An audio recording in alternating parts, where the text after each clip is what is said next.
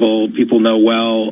He served Barack Obama, know well he has ties into the black community, a lot of support among African-American voters. That's why he became the nominee. So I think he just, don't make any mistakes while Trump is over here, throwing gasoline on the fire. And I think that is all very helpful to Biden. The bigger way Biden can win this thing is by Trump's overreach and people thinking he's gone into a kind of a dangerous place and taking the country, as we say, down the wrong track. That's all good news for Joe Biden's presidential hopes. Right, and the whole notion, as we all know historically, of, are you better off 4 years ago? Are you better off today than you were 4 years ago? I do want to ask you, Craig, before we let you go, this relationship that the president and the administration is developing with the nation's governors and mayors, who certainly were at the fore of the coronavirus response and now are at the fore of the response to this. We talked at the top of the conversation about, the president's willingness, more than willingness, maybe to send in the National Guard. But what does it tell us about sort of the more national political scene as we do see governors and mayors, and I'm thinking about Mayor Bottoms in Atlanta and other sort of governors and mayors coming to the fore? How does that change the political calculus, maybe even when it comes to the Veep stakes, as they say? Excuse me. Yeah, Mayor Bottoms down there in Atlanta is certainly making a case for herself to get a hard look from Joe Biden, who we know has said he will choose a woman for his vice presidential running mate. He's been encouraged by some of his prominent African American supporters to pick an African American woman. He's certainly got several to choose from in Kamala Harris, Stacey Abrams, also from Georgia, a few people like that. I think what's interesting is what we're going to learn here is how far Trump can push the Republican governors. While we have been on this phone call, the Texas governor, Abbott, just came out and said, we don't need the U.S. military down here. As he put it, Texans can take care of Texans. So while Abbott was a person who was very eager to kind of push the reopening on the virus front and really kind of walk in lockstep with Trump on the idea that we need to get the economy back open, and balance economic needs versus the danger from the virus, on this question, he's just drawing a hard line and saying, no, I'm not going to go there. I'm not going to let U.S. troops march through the streets of Austin and Houston and all the places, Dallas, in Texas. So I think where Trump is right now is that, there has been very little reaction from Republicans. Right. Almost none have criticized his actions last night. Ben Sass from Nebraska is kind of a frequent Trump critic. No surprise there. But when you start to have the governors, who are, again, right on the front line of both the virus and the protests starting to push back, again, that suggests even they think Trump might be overreaching a little bit here, and that's pretty hardcore Republicans. Now what do those voters in the middle think? They may be thinking the same thing. All right. Craig Gordon, always a treat to catch up with you. Thank you so much. Just love your context and your perspective. Craig Gordon is our executive editor and Washington bureau chief for Bloomberg, joining us on the phone from Maryland. Let's stay down in that area.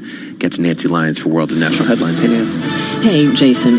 Presumptive Democratic presidential nominee Joe Biden is condemning President Trump for allowing the use of tear gas on peaceful protesters outside the White House as Trump visited a burned-out church across the street. Biden says it was clearly a staged photo op. The president held up the Bible at St. John's Church yesterday. I just wish he opened it once in a while instead of brandishing it. If he opened it, he could have learned something. Biden says Congress needs to address systemic racism. One of President Trump's allies, Senator Lindsey Graham, says he will hold a hearing in the Senate Judiciary Committee June 16th to examine the death of George Floyd in police custody. It's clear to me that policing and among men in the African American community is a topic that needs to be discussed and acted upon, and I expect this committee to do our part. House Majority Leader Steny Hoyer of Maryland says the Congressional Black Caucus is taking the lead on developing a legislative package. A federal judge in Oklahoma has awarded ownership of the zoo made famous in Netflix's Tiger King to Joe Exotic's chief rival. U.S. District Judge Scott Pauck has granted control of the Oklahoma Zoo to Big Cat Rescue Corporation. The Florida group was founded by Carol Baskin, who also featured prominently in the hit Netflix series. Joseph Maldonado Passage, also known as Joe Exotic, is currently serving a 22-year federal prison sentence for killing 5 tigers and plotting to have Baskin killed. Global news 24 hours a day, on air and on Quick Take by Bloomberg, powered by more than 2,700 journalists and analysts in more than 120 countries. I'm Nancy Line. Have you wanted to speak a new language, but you thought it'd be too hard or take too much time? Then go to Babbel.com, download the app, and try it for free. In just 15 minutes a day, you'll be on your way to speaking a new language in just a few weeks. And right now, you can try Babbel for free. Babbel starts out teaching you words and phrases by matching them with pictures. You won't believe how easy the interactive program is. Soon the sentences get a little bigger, and before you know it, you're having simulated conversations voiced by native speakers. And because Babbel is crafted by language experts and uses the spaced repetition method, in just 10 to 15 minutes a day, you'll be speaking the language of your choice with real confidence. With Babbel, you can speak a language. Just go to Babbel.com and start your first lesson in the language of your choice for free. Download the Babbel app or go to Babbel.com and try it for free. That's Babbel.com. Hey y'all, Jeff Foxworthy here. Now, if you've ever found yourself repeating the same thing over and over for 75 years, you might be Smokey Bear. Only you can prevent wildfires. That's why I'm filling in for Smokey to switch things up, because there's a lot more to say. And I should know because my grandfather was a firefighter. And one of the things he taught me is that the people that love the outdoors the most are often the ones accidentally starting wildfires, which means always BYOB. No, bring your own bucket to the campfire.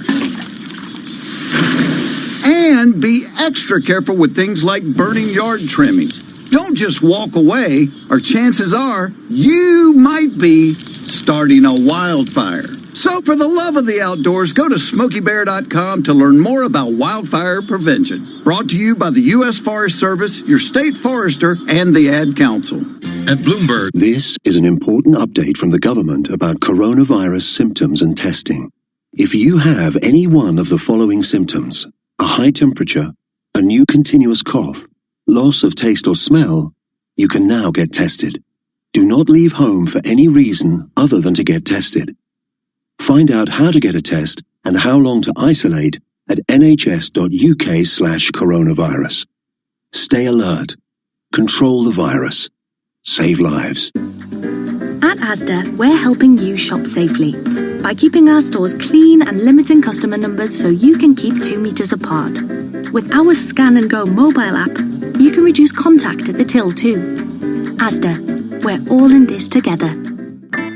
Subject to availability. Mobile data charges may apply. You love TuneIn for live breaking news from CNN, MSNBC, Fox, CNBC, and more. But when you can't catch your favorite show as it airs, it might just be a click away as a podcast. Search your favorite news station to explore all the on-demand news shows on TuneIn. With the NHL season temporarily on ice, now is a good time to catch up on past games. With Game Replay on TuneIn, you can hear every matchup of the 2019-2020 season so far. And for a limited time, it's free for hockey fans everywhere. Search classic Game Replays to start listening. Want to relive the glory of college football? Balls over a man, into the end zone, Come explore TuneIn's classic Game Replay collection to hear ESPN's complete coverage of the 2019 New Year's 6 bowl games. Don't miss your chance to experience the Rose Bowl, the 2020 National Championship, featuring Clemson and LSU. There's going to be 2 champions on the field tomorrow night. There's going to be 1 team hold up the trophy. 10, to the 5, touchdown! Search Classic Game Replays to listen for free. Ready for a one-of-a-kind look at the NFL? On the PFF NFL podcast, Steve Palazzolo and Sam Munson interpret the unique stats of Pro Football Focus to analyze the league, uncover secret superstars, and discuss which teams to watch out for in the next Super Bowl. Let's talk some football. Let's do it, Steve. All sorts of stuff. We're going to do most improved defenses around the NFL. Solomon Wilcots, our very own. He went into some detail over at PFF.com. Most improved defenses around the Search PFF NFL on TuneIn to listen. Who says you can't have a laugh while getting serious about America's pastime? On the daily podcast Locked On MLB, Comedian and baseball fanatic Paul Francis Sullivan talks about each team, each pennant race, and everything else in the game, from rule changes and controversies to baseball cards and stadium food. For those of you who are not familiar with me or the old show, I love to obsess over baseball. I'm talking baseball over the Super Bowl. We had a TV showing the division series during my wedding. Search Locked On MLB on TuneIn to listen today. Did you know that with TuneIn's local radio feature, you can stream live FM and AM stations broadcasting in your area? Discover local news, talk, and music stations. Navigate to the local radio section under Browse to listen locally on TuneIn. In case you didn't know, TuneIn lets you listen to the same radio stations you pick up on your home or car radio, except you can hear them from anywhere. If you want to find a station from somewhere else in the world, navigate to the By Location section under Browse. Keep exploring with TuneIn. Let's be honest, we all spend too much of our day on social media. But at least you can spend your endless scroll time to discover new things on TuneIn. Follow @TuneIn on Facebook, Twitter, and Instagram to always be in the know about the best new stuff streaming in the app. From breaking news stories and live sporting events. Yeah, but it's unique times. I think there's unique circumstances, and we're trying to standout stations and podcasts. Stay in touch with TuneIn. News 24 hours a day at Bloomberg.com, the Bloomberg Business app, and on Quick Take by Bloomberg. This is a Bloomberg Business Flash. From Bloomberg World Headquarters, I'm Charlie Pellet. Stocks higher, Treasuries edging lower. Stocks are gaining on optimism about reopening around the country. Right now, we have got the Dow Jones Industrial Average up 135 points, close to the best level of the day, up 0.5%. S&P higher by another 10 points, up 0.4%. Nasdaq's up 18. That is a gain of about 0.2%. The 10-year down 730 seconds. Yield right now 0.68%. Gold down 0.7, 17.27 the ounce. And West Texas Intermediate crude up 3.7%, 36.76 a barrel. Again, recapping here, S&P up 10, a gain there of 0.4%. I'm Charlie Pellet. That is a Bloomberg Business Flash. All right, Charlie, thank you so much. You are listening to Bloomberg Business Week. Well, we can't lose sight of one of the other really big stories going on in the world, and that is another form of protest and another confrontation that's happening, and that is in Hong Kong and with Beijing and everything that's going on and the repercussions that it's having across the world. It's the subject of a story in Bloomberg Business Week this week. Joel Weber, the editor of the magazine, joins us from Brooklyn. Mark Champion wrote the story. Joel, help us understand the backdrop here.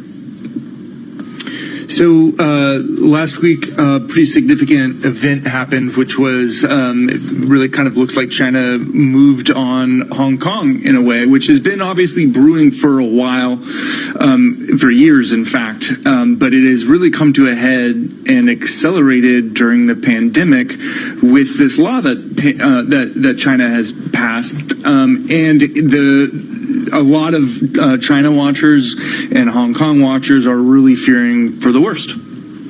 You know, it's really fascinating, reading through this story, Joel, because, the more I read about it, I'm like, wow, the similarities. And of course, it's not apples to apples, but this whole idea of just, moving more aggressively into an area. Now, mind you, Hong Kong is under, the sovereignty, if you will, of China to begin with. But it is interesting how China and President Xi in particular are, seemingly disinterested in what the rest of the world has to say about their increasingly aggressive moves.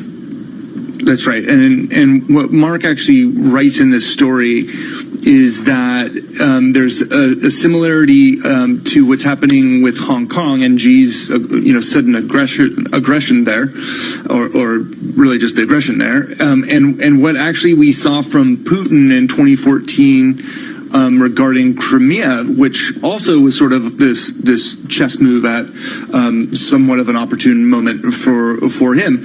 And, the takeaways for both of these is just that, while the world is dealing with other things and looking away, there are moves that are made that you cannot unwind. And that's sort of what we're seeing here in Hong Kong, which, you guys mentioned, there's this de facto system of government there where it's sort of two systems, one country, and that's supposed to last until 2047. And what we're seeing is that it might not last through the end of the year, really.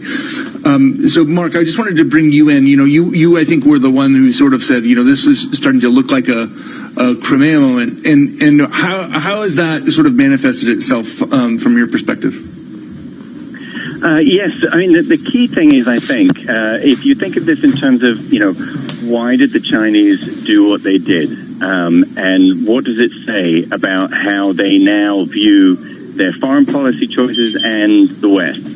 And then, alternatively, if you also think about, well, what does it say about, how the West can respond and what can actually be done? And so if you think of it in those two ways, there is a lot to be found in common. So, from the first point of view, from the Chinese and what they are doing, this is a moment a little like, Putin in 2014, where he took this decision knowing that it would, for the foreseeable future, destroy his relationship with the U.S., with the West. But he had come to a point where he decided there was, that was what he wanted to do. It was actually valuable to him to work on anti-Americanism. And he'd also given up on trying to work with the U.S.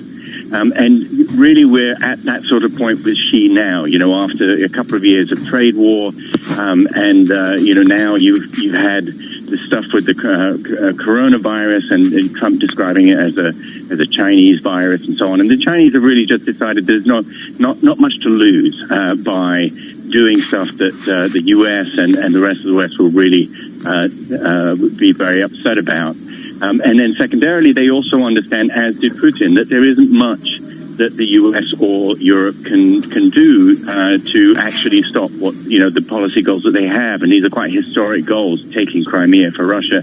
I mean, in the Hong Kong case, of course, Hong Kong already belongs to China. Everybody acknowledges that. But to actually, impose control on an area that was, becoming quite embarrassing for Xi. He wasn't able to impose authority, order, and so on. And so, in those two ways, I think it is a sort of very useful analysis. Mm-hmm. And Mark, how do you think this will play out for Hong Kong specifically, and then also for those other places in sort of Chinese gaze, like, I'm thinking of Taiwan, for instance? Yes, well, I mean, the answer for Hong Kong is frankly not terribly well. So if you are a Hong Kong pro-democracy protester, you've been part of this movement, which has been quite, formidable over the last year, then it's the implications of all this, that China no longer cares to hesitate because it doesn't worry so much about what it's going to what the rest of the world is going to think or what it may lose economically. And secondly, that the U.S. And in particular, and the rest of the West in general, will be unable to do anything really for you. That these two things don't spell anything very good for you if you're in Hong Kong. And you have to really, deal directly in the end with Xi and the party in Beijing, and find a new way, try and persuade them. I suppose that this new law won't be so swinging that it will destroy the independent judiciary and so on that Hong Kong's financial center and prosperity is based. So for Hong Kong, it's a complicated future, right? And not a very promising one. And then for Taiwan, it's a little different. I mean, what the effect of the destruction, really, of the idea of a two-system country, one country, two systems, the effect of everything that has been watched over the last year from Taiwan, they've watched very closely what was happening in Hong Kong. It's already been to really change the politics in Taiwan. You had a pro-independence president who was really trailing in the polls quite badly last year before these protests really got going and the police response got going. And then in January, she won re-election, and it's really changed the way that the Taiwanese think about the possibility of, becoming part of that policy of right. One country, two systems. I have to say, so, It's very provocative, and it does make me, Mark, wonder, ultimately what's next in terms of this relationship between China and the United States. I mean, there's a line in there about China now being basically, America's arch enemy, which is not essentially where I think, if you go back a few years, where we all thought it was ultimately going. It's a must-read. Mark Champion, thank you so much. Bloomberg News senior reporter for international affairs, joining us on the phone in London, along with our Bloomberg Business Week editor, Joel Weber, on the phone in Brooklyn. All right, much more ahead, but for those of you listening in New York, DC, and San Francisco, watching on YouTube, you're going to stick with us. Bloomberg Business Week right here. If you're listening on 106.1 in Boston, Bay State Business, that is coming up next. You are listening to Bloomberg Business Week. Jason Kelly, Carol Masser. Lemon, it's only Tuesday. We got much more to go. This is a message from the government about the emergency measures to support the economy during the period of disruption caused by the coronavirus. To help you, your business, and your workers affected, you can apply for cash grants, business rate holidays, statutory sick pay relief packages, as well as the coronavirus job retention and self-employment income support schemes. For information, go to gov.uk/business-support now. In case you didn't know, TuneIn lets you listen to the same radio stations you pick up on your home or car radio, except you can hear them from anywhere. If you want to find a station from somewhere else in the world, navigate to the By Location section under Browse. Keep exploring with TuneIn. Want to relive the glory of college football? Pulls over a man into the end zone. Come explore TuneIn's classic game replay collection to hear ESPN's complete coverage of the 2019 New Year's 6 bowl games. Don't miss your chance to re-experience the Rose Bowl, the 2020 National Championship, featuring Clemson and LSU. There are going to be 2 champions on the field tomorrow night. There's going to be 1 team hold up the trophy. 10, pass to the 5, touchdown! Search classic game replays to listen for free. With the NHL season temporarily on ice, now is a good time to catch up on past games. With Game Replay on TuneIn, you can hear every matchup of the 2019-2020 season so far. And for a limited time, it's free for hockey fans everywhere. Search classic Game Replays to start listening. Looking for your daily fix of NFL news and analysis? In there. So we had to blow it up into Super Bowl predictions instead. Look no further than the Pick 6 podcast, where CBS sports writer Will Brinson gets you up to speed with what's trending in the NFL that day, so that you're always in the know. Yeah, it's pretty revealing of Brinson's methodology for predictions. When he gets mad at people for predicting good teams are going to win the Super Bowl or good players are going to win major awards, that's how you wind up. Search Pick 6 on TuneIn to listen. Hi, this is Mike Tirico, introducing you to Sports Uncovered, the newest podcast series from the storytellers at NBC Sports that will shine a fresh light on the most unforgettable moments in sport. The reason why I'm smiling, I might get in trouble for this. Search Sports Uncovered to start listening today. Ready for some straight talk on what's happening in the MLB? On the Barstool Sports Podcast starting 9, Dallas Braden and Jared Carabas cut through the BS to break down the league the way they really see it. Yeah, we're continuing our little mini-series of college baseball coaches in addition to bringing you major league players from throughout the league. If you've been listening to Starting 9 for some time now, you know that we've had a big leaguer on every single episode for probably 2 years now. Search Starting 9 on TuneIn to listen. The world, 24 hours a day at Bloomberg.com, on the Bloomberg Business app, and on Quick Take by Bloomberg. This is Bloomberg Radio. From Bloomberg World Headquarters, I'm Charlie Pellet. We move into the final hour of trading. We've got stocks higher across the board. Stocks are advancing alongside equities in Europe and Asia amid new bouts of stimulus and positive economic signals. As coronavirus lockdowns ease, 2 shares rose on the S&P 500 index for every one that fell. Tech shares are underperforming, drops today for both Facebook and for Apple, along with other industry titans.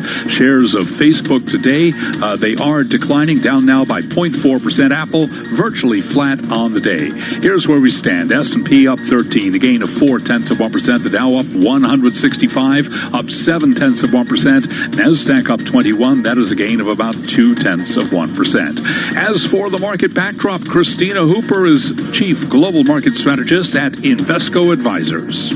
Certainly certainly what's happening in the economy does play a role on a day-to-day basis in stock market moves. And there is some optimism around the reopenings we're seeing. There's also optimism in the U.S. stock market about what we're seeing in China in terms of recovery that seems to be gaining some steam, as we saw from the most recent economic data. And speaking of gaining steam, oil is advancing as investors eye a potential extension of record production curbs by OPEC+. Right now, West Texas Intermediate crude is advancing by 3.7%, surging by $1.31 a barrel, $36.75. Among some of the oil names today, ExxonMobil, for example, is advancing by 1.5%.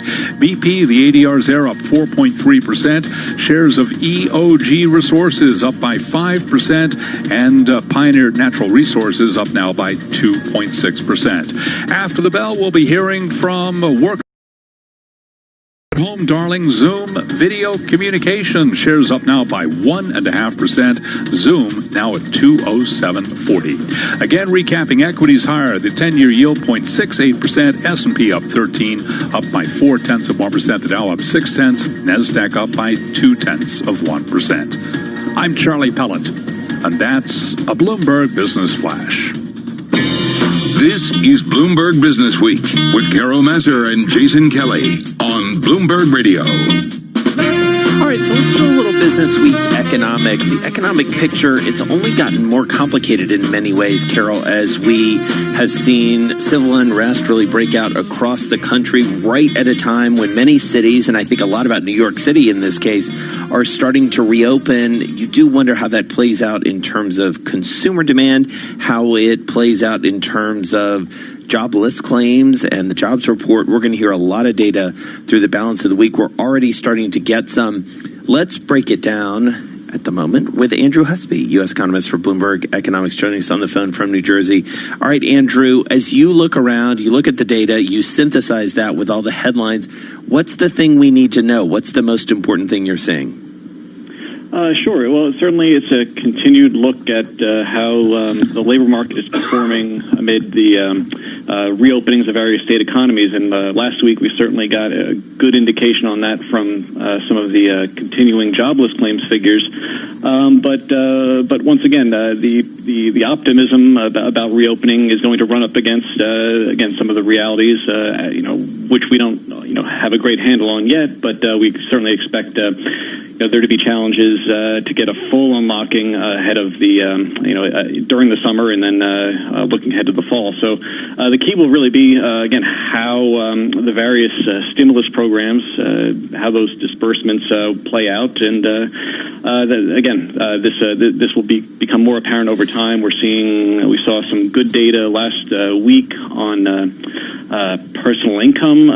Actually, quite a bit of a strong report relative to the loss in wage income. We saw government benefits really pick up, but there are certainly some hints that the payments that were supposed to be paid out haven't quite arrived yet. Yeah, exactly. We've got a story on the terminal by our own Sean Donna and Katerina Sarajeeva, and talks about almost 1/3 of America's record unemployment payments hasn't yet arrived and gotten into the hands and the wallets of Americans. I guess so far about $146 billion in unemployment benefits have gone out in the past, 3 months through May, but I guess the total bill is something like $214 billion. So it just shows you how much has still not gone out. I guess the question, Andrew, at this time is, and this is to how Jason, perfectly set it up, is, how robust can economic activity ultimately be when we are still dealing with levels of lockdowns and gradual reopenings, and on top of that now having many of our major cities being impacted and damaged by protest and unrest and curfews. I was just seeing on Twitter, somebody said,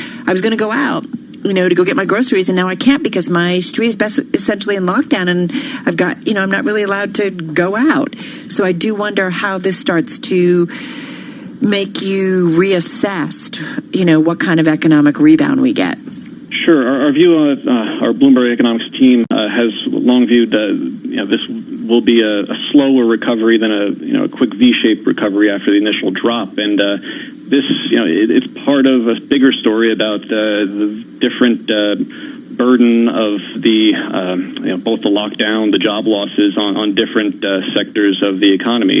Most losses have been, for example, in some of the lower wage sectors, and if at the same time these individuals are also those not getting the payments they're supposed to, it's sometimes easy to see why there can be a longer period of unrest, and certainly the economics runs up against the politics, and in many cases though this isn't necessarily a political blame game issue. A lot of the problems with the unemployment system are those that have long preceded this Congress, the prior Congress. These systems are just not set up to deal with a flow of claims that at this point topped 7 million per week or neared 7 million per week rather, versus say a weekly flow during even the Great Recession of something like 600,000 to 700,000, which is still a strong number, but these systems are just not set up to process, send out checks, and get that done in time. Some states do a good job, but others don't. I just can't help but feel if the IRS thought you owed the money, they'd figure out a way pretty quickly. Yeah, it's amazing how that works. To tap into it. So certainly consumer spending is the big challenge right now, and we're looking at we'll get a nice data point today on vehicle sales, but still that it's hard to get a clean read off of that because there are inventory shortages in some areas, there are issues with dealerships in others, and so we're going to need to see a few more months of data to really get a good handle on what's really going on here. All right, Andrew Husby, thank you so much for that update. U.S. economist for Bloomberg Economics, joining us on the phone from New Jersey. And, as we alluded to, Carol, it's a big week, the balance of the week, as we get those weekly jobless claims, which we didn't pay attention to really for years and years. And all of a sudden, Thursday morning is a big day. Yeah. And then Friday, Jobs Day, is going to be a massive look in many ways, because last month we weren't really able to process anything. But in the shorter term, we got a lot of cool stuff coming up right on this show. Yeah, and I guess with those data points, Jason, I think about this. A lot of it, jobless claims, what's great about it is it's kind of where we are more recently, right? Yeah. The jobs report is backward looking. So we're looking for any indications, and this is why the next round of earnings in many ways, especially as companies have started to reopen, what kind of activity. But, even with retail, they were starting to see a little bit of momentum. And then especially in those major cities, those stores are often their flagship stores. Yeah, you can't shop at a store if it's been looted. Exactly. Not to put too fine a point on it, but no one's going to Macy's, right. Even if it's open. Or if there's a curfew, you can't go out on the streets. Right, exactly. So, this all of a sudden, an economic engine that's just starting up again, maybe starting to idle a little bit, gets shut down again. And I think that's, we're going to have to keep an eye on it and watch those data points. And coming up in a minute, we're actually going to talk with the small business that's been impacted by those protests, get a firsthand look at that with Dimitra Kesanides. We're going to have Dave Wilson's chart of the day. We're going to get you the close of trading, obviously. Coming up later on, I'm really excited about this pair of conversations that we have at the back hour of the show. The CEO of Checkers and Rally's Restaurants. I joked with the team earlier that this is really just a tour of all the places I used to eat as a teenager when I had metabolism that I wish I still had. But we're also going to talk with an author and a professor about being hired by WeWork and Uber to fix their cultures. That's a tall task. Well, and it'll be interesting to see what she has to say about kind of our culture right now, because we have, thanks to the virus, unfortunately, and also, because of what's been happening in Minneapolis, a reminder about some of the really terrible spots of our society and our culture. And so what do we need to fix that? So we're going to get into that in just a moment. Let's get back to world and national news headlines. For that, let's turn things over once again to Nancy Lyons. Thanks, Carol. President Trump visited another church today, a Catholic shrine in Washington, a day after drawing criticism for a photo op at another church across from the White House that had been damaged by fire. Critics hammered Trump because police used tear gas and shields on protesters, essentially to clear a path for the president to walk to this historic building known as the Church of Presidents. Trump's presumptive rival this November, former Vice President Joe Biden, says he has a plan that would deliver reforms that would strive to end systemic racism in the U.S. And he says Americans need someone at the helm who sees the deep-rooted issues in the wake of the death of George Floyd. The country is crying out for leadership. Leadership that can unite us. Leadership that brings us together. Leadership that can recognize pain and deep grief of communities that have had a knee on their neck for for a long time. Biden spoke today in Philadelphia. The country is apparently looking at a long road to economic recovery. Bloomberg's Amy Morris has more on a new government report on the impact of the pandemic. The nonpartisan Congressional Budget Office told lawmakers in a letter the coronavirus is projected to reduce the U.S. cumulative nominal gross domestic product by $15.7 trillion from 2020 to 2030. That is a more than 5% reduction compared with January's economic projections before the virus spread to the U.S. Adjusted for inflation, the shortfall is estimated at $7.9 trillion, or 3% of cumulative gross domestic product. In Washington, I'm Amy Morris, Bloomberg Radio. Global news 24 hours a day, on air and on Quick Take by Bloomberg. Powered by more than 2,700 journalists and analysts in more than 120 countries. I'm Nancy Lyons. Business and finance have always held surprises, but this is brand new. The move risks fueling more demonstrations, and Stokes' concern that essential freedoms will be curbed. Karen Muskow and Nathan Hager. Chinese lawmakers approved national security legislation. Expert navigation through uncharted territory. Tell us the range of outcomes that we could see on that front. Bloomberg Daybreak, weekday mornings at 5 Eastern. On Bloomberg Radio, the Bloomberg Business app, and BloombergRadio.com. Bloomberg, the world is listening. Hi, it's Olivia Munn with my shelter pets, Frankie and Chance. Say hi, guys.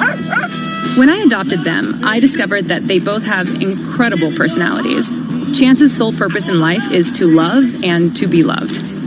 Frankie is a little bit of a scoundrel and always entertaining. They're a little bit of a lot of things, but they're all pure love. Adopt pure love at theshelterpetproject.org.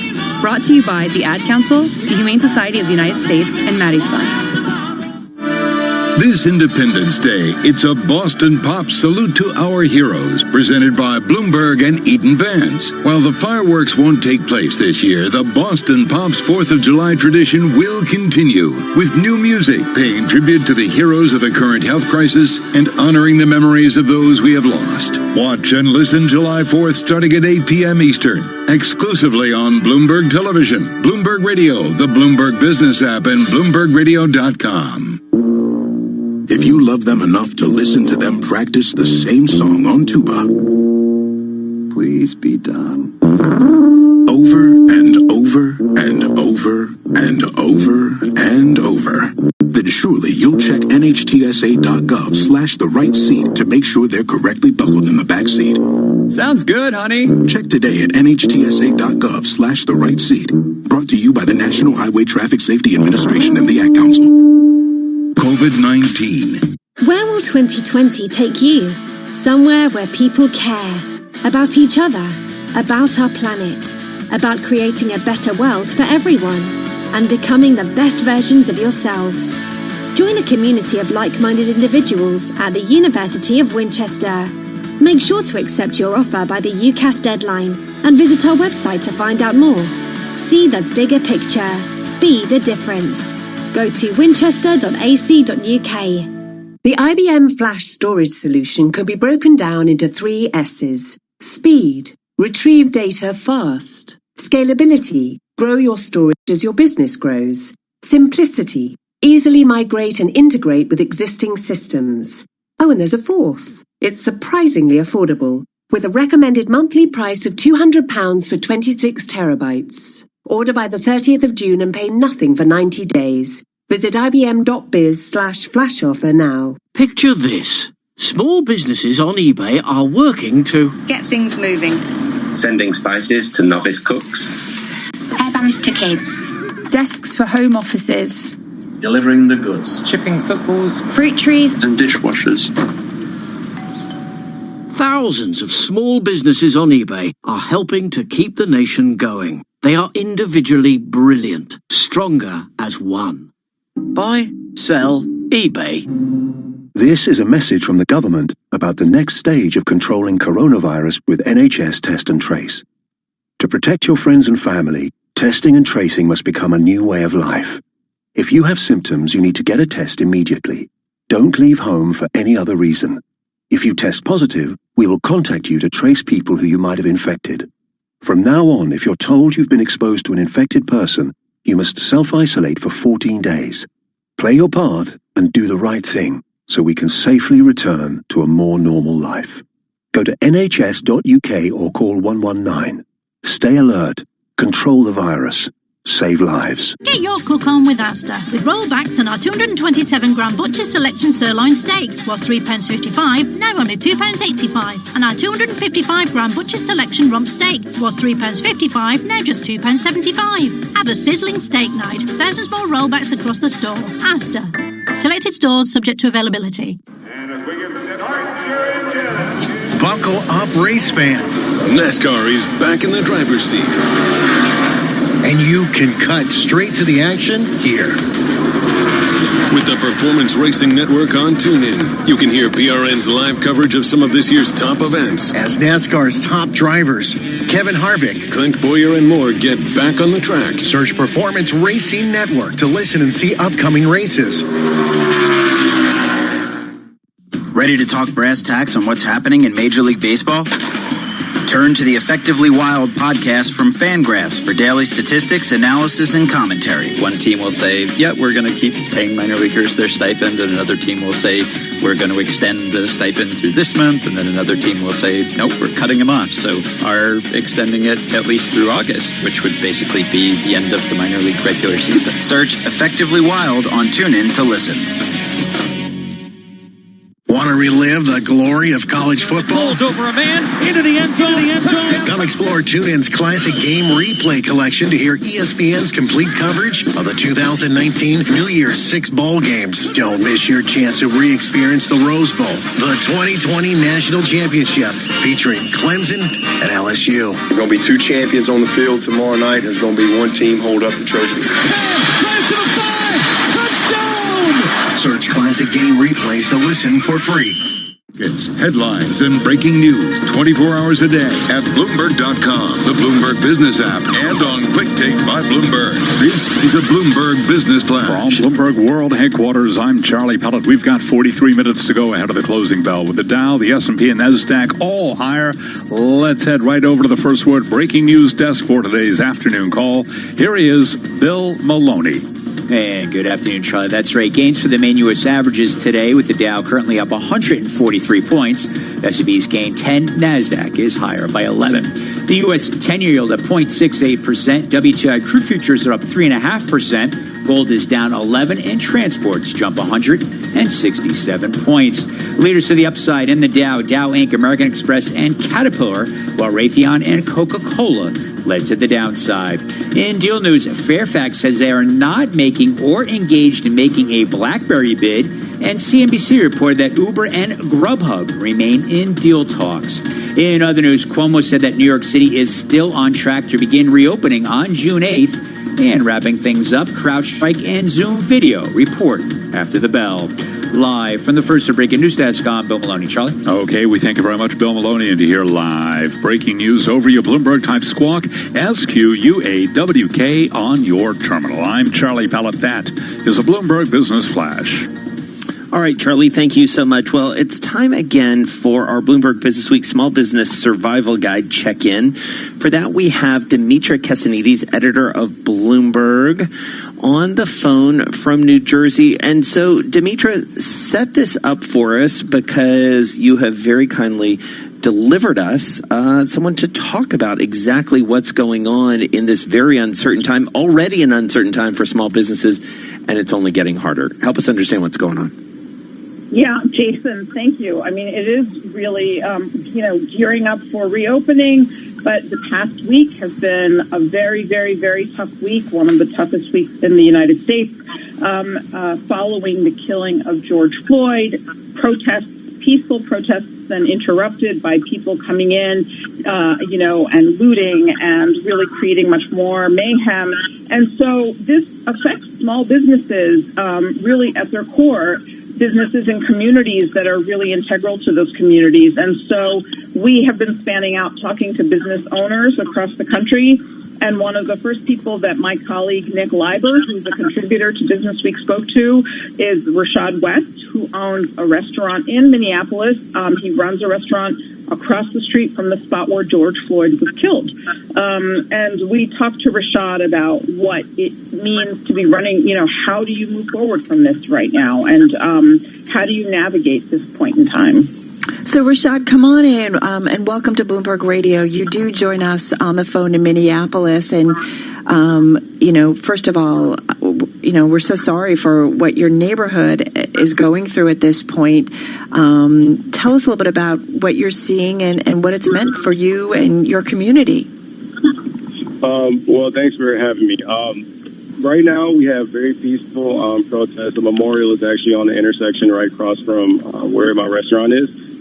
So, this area is really protected. The neighborhood's making sure nothing violent, dangerous is happening.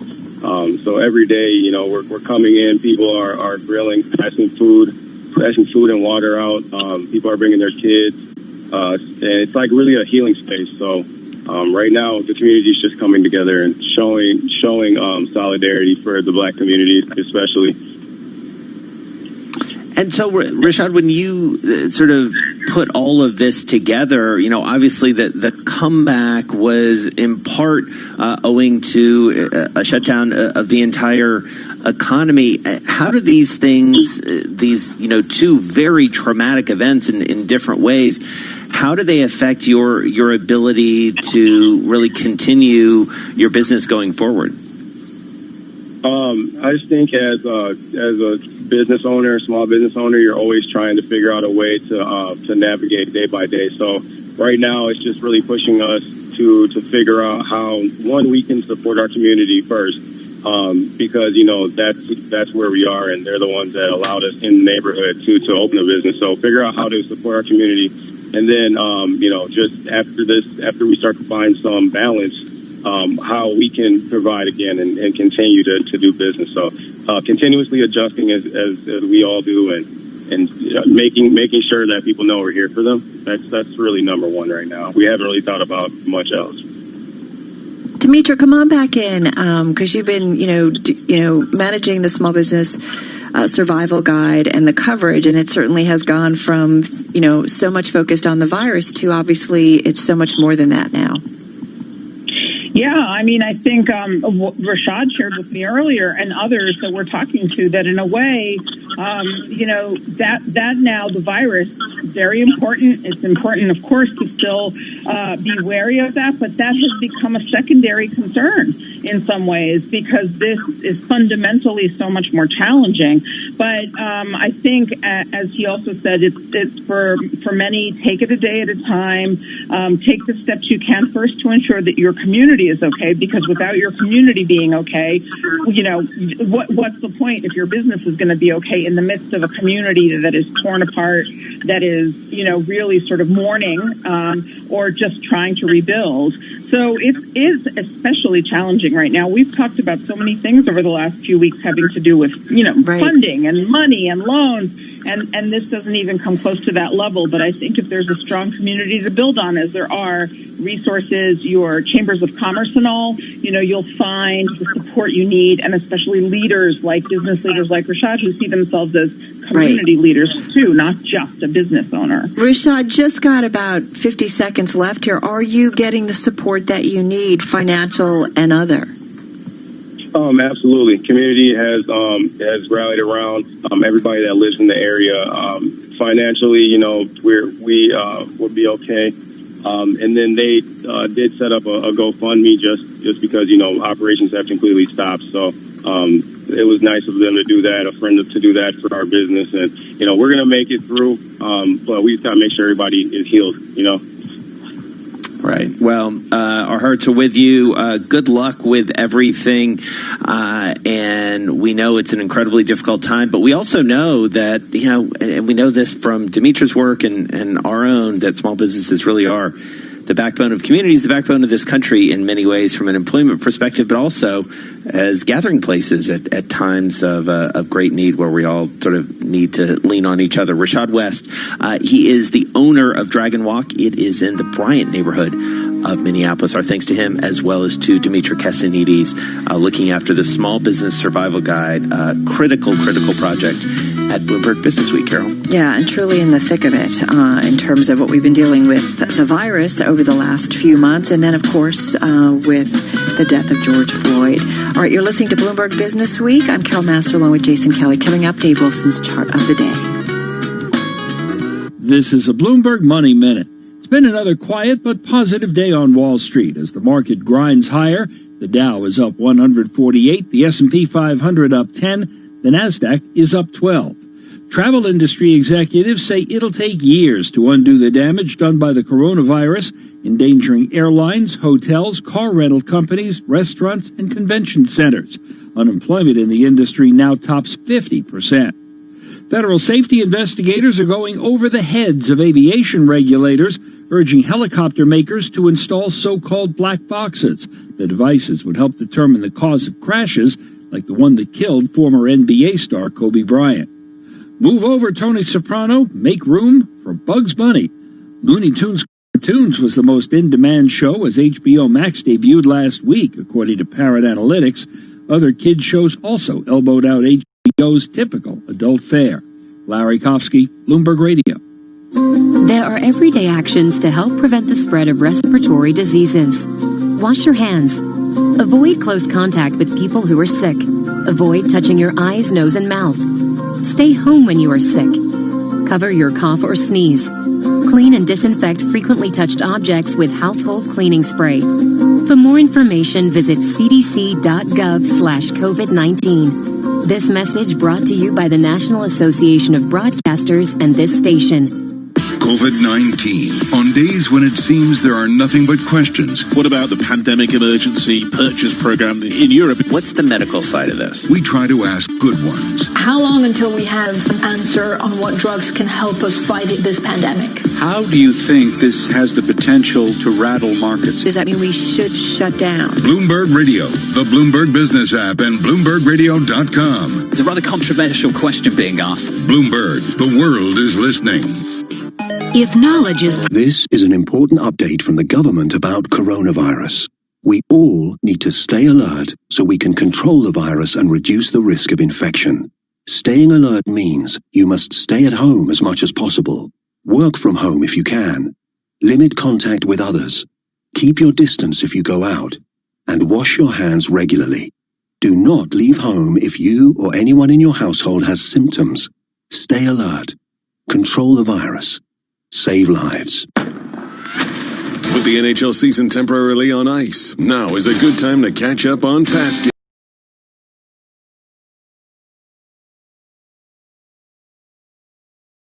games. He scores! With game replay on TuneIn, you can listen to every power play, slap shot, and goal of the 2019-2020 season so far. Suter to Connor to Fiala. He scores! And for a limited time, it's free for hockey fans everywhere. Search Classic Game Replays to start listening. You love TuneIn for live breaking news from CNN, MSNBC, Fox, CNBC, and more. But when you can't catch your favorite show as it airs, it might just be a click away as a podcast. Search your favorite news station to explore all the on-demand news shows on TuneIn. This is Mike Golick Jr. from ESPN's Golick and Wingo. Every morning, Wingo Dad and I sit down and discuss all the news, drama, and highlights spinning the sports world that day. And with TuneIn, you can hear us whenever and wherever you go. Just search Golick and Wingo to start listening today. Want to relive the glory of college football? Balls over a man, into the end zone. Come explore TuneIn's classic game replay collection to hear ESPN's complete coverage of the 2019 New Year's 6 ball games. Don't miss your chance to re-experience the Rose Bowl, the 2020 National Championship, featuring Clemson and LSU. There are going to be 2 champions on the field tomorrow night. There's going to be 1 team hold up the trophy. Rise to the 5! Touchdown! Search classic game replays to listen for free. Are you ready for the realest first-hand take of what's happening in the NBA? On their podcast, All the Smoke, former NBA players Matt Barnes and Steven Jackson bring their fiery intensity to the mic, dishing on the latest news and drama from on and off the court without boundaries. Half man, half amazing. My friend, our brother, Vince Carter, man. Welcome to the show. Yo, what's up, man? What's up, my brother? Man, I'm good. Search All the Smoke on TuneIn to listen. And as we get Buckle up, race fans. NASCAR is back in the driver's seat. And you can cut straight to the action here. With the Performance Racing Network on TuneIn, you can hear PRN's live coverage of some of this year's top events. As NASCAR's top drivers, Kevin Harvick, Clint Boyer, and more get back on the track. Search Performance Racing Network to listen and see upcoming races. Ready to talk brass tacks on what's happening in Major League Baseball? Turn to the Effectively Wild podcast from Fangraphs for daily statistics, analysis, and commentary. One team will say, yeah, we're going to keep paying minor leaguers their stipend, and another team will say, we're going to extend the stipend through this month, and then another team will say, nope, we're cutting them off. So are extending it at least through August, which would basically be the end of the minor league regular season. Search Effectively Wild on TuneIn to listen. In case you didn't know, TuneIn lets you listen to the same radio stations you pick up on your home or car radio, except you can hear them from anywhere. If you want to find a station from somewhere else in the world, navigate to the By Location section under Browse. Keep exploring with TuneIn.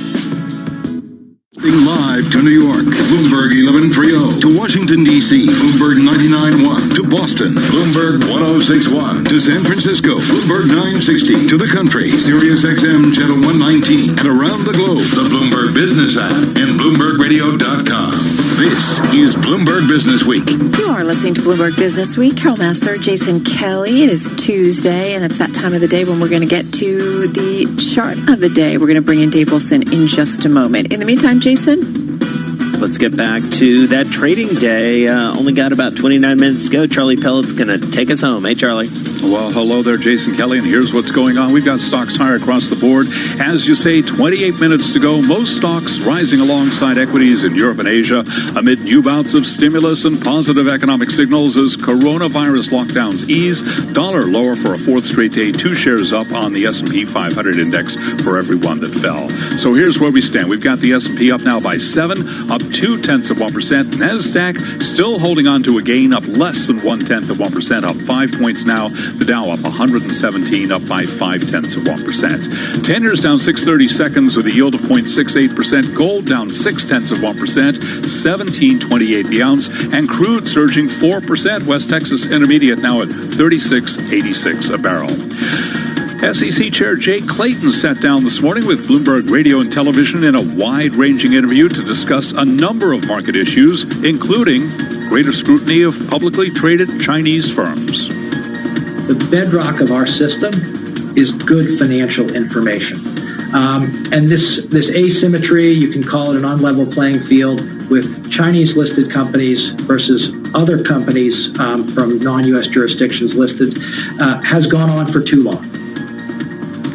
JetBlue's chief financial officer says the airline still has a long way to go in terms of demand recovery, but he says over the Memorial Day holiday, the airline's load factors touched 40%. Also says they're not seeing any demand recovery in corporate travel. His remarks came at a virtual UBS transportation conference. But among some of the airline stocks that we follow for you today, JetBlue was up 1.4%, UAL up 1.4%, American Airlines Group up 0.5%, Delta up now by 0.9%. After the bell, work at home, darling. Zoom Video Communications reports earnings. Shares up now by 1.6%. Recapping equities higher.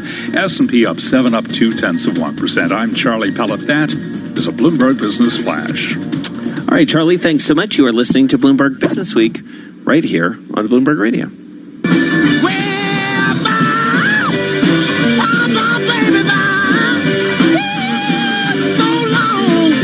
To be Little Richard, right? Oh, but of course. I believe so. Nobody else does that. Unmistakable. Did that.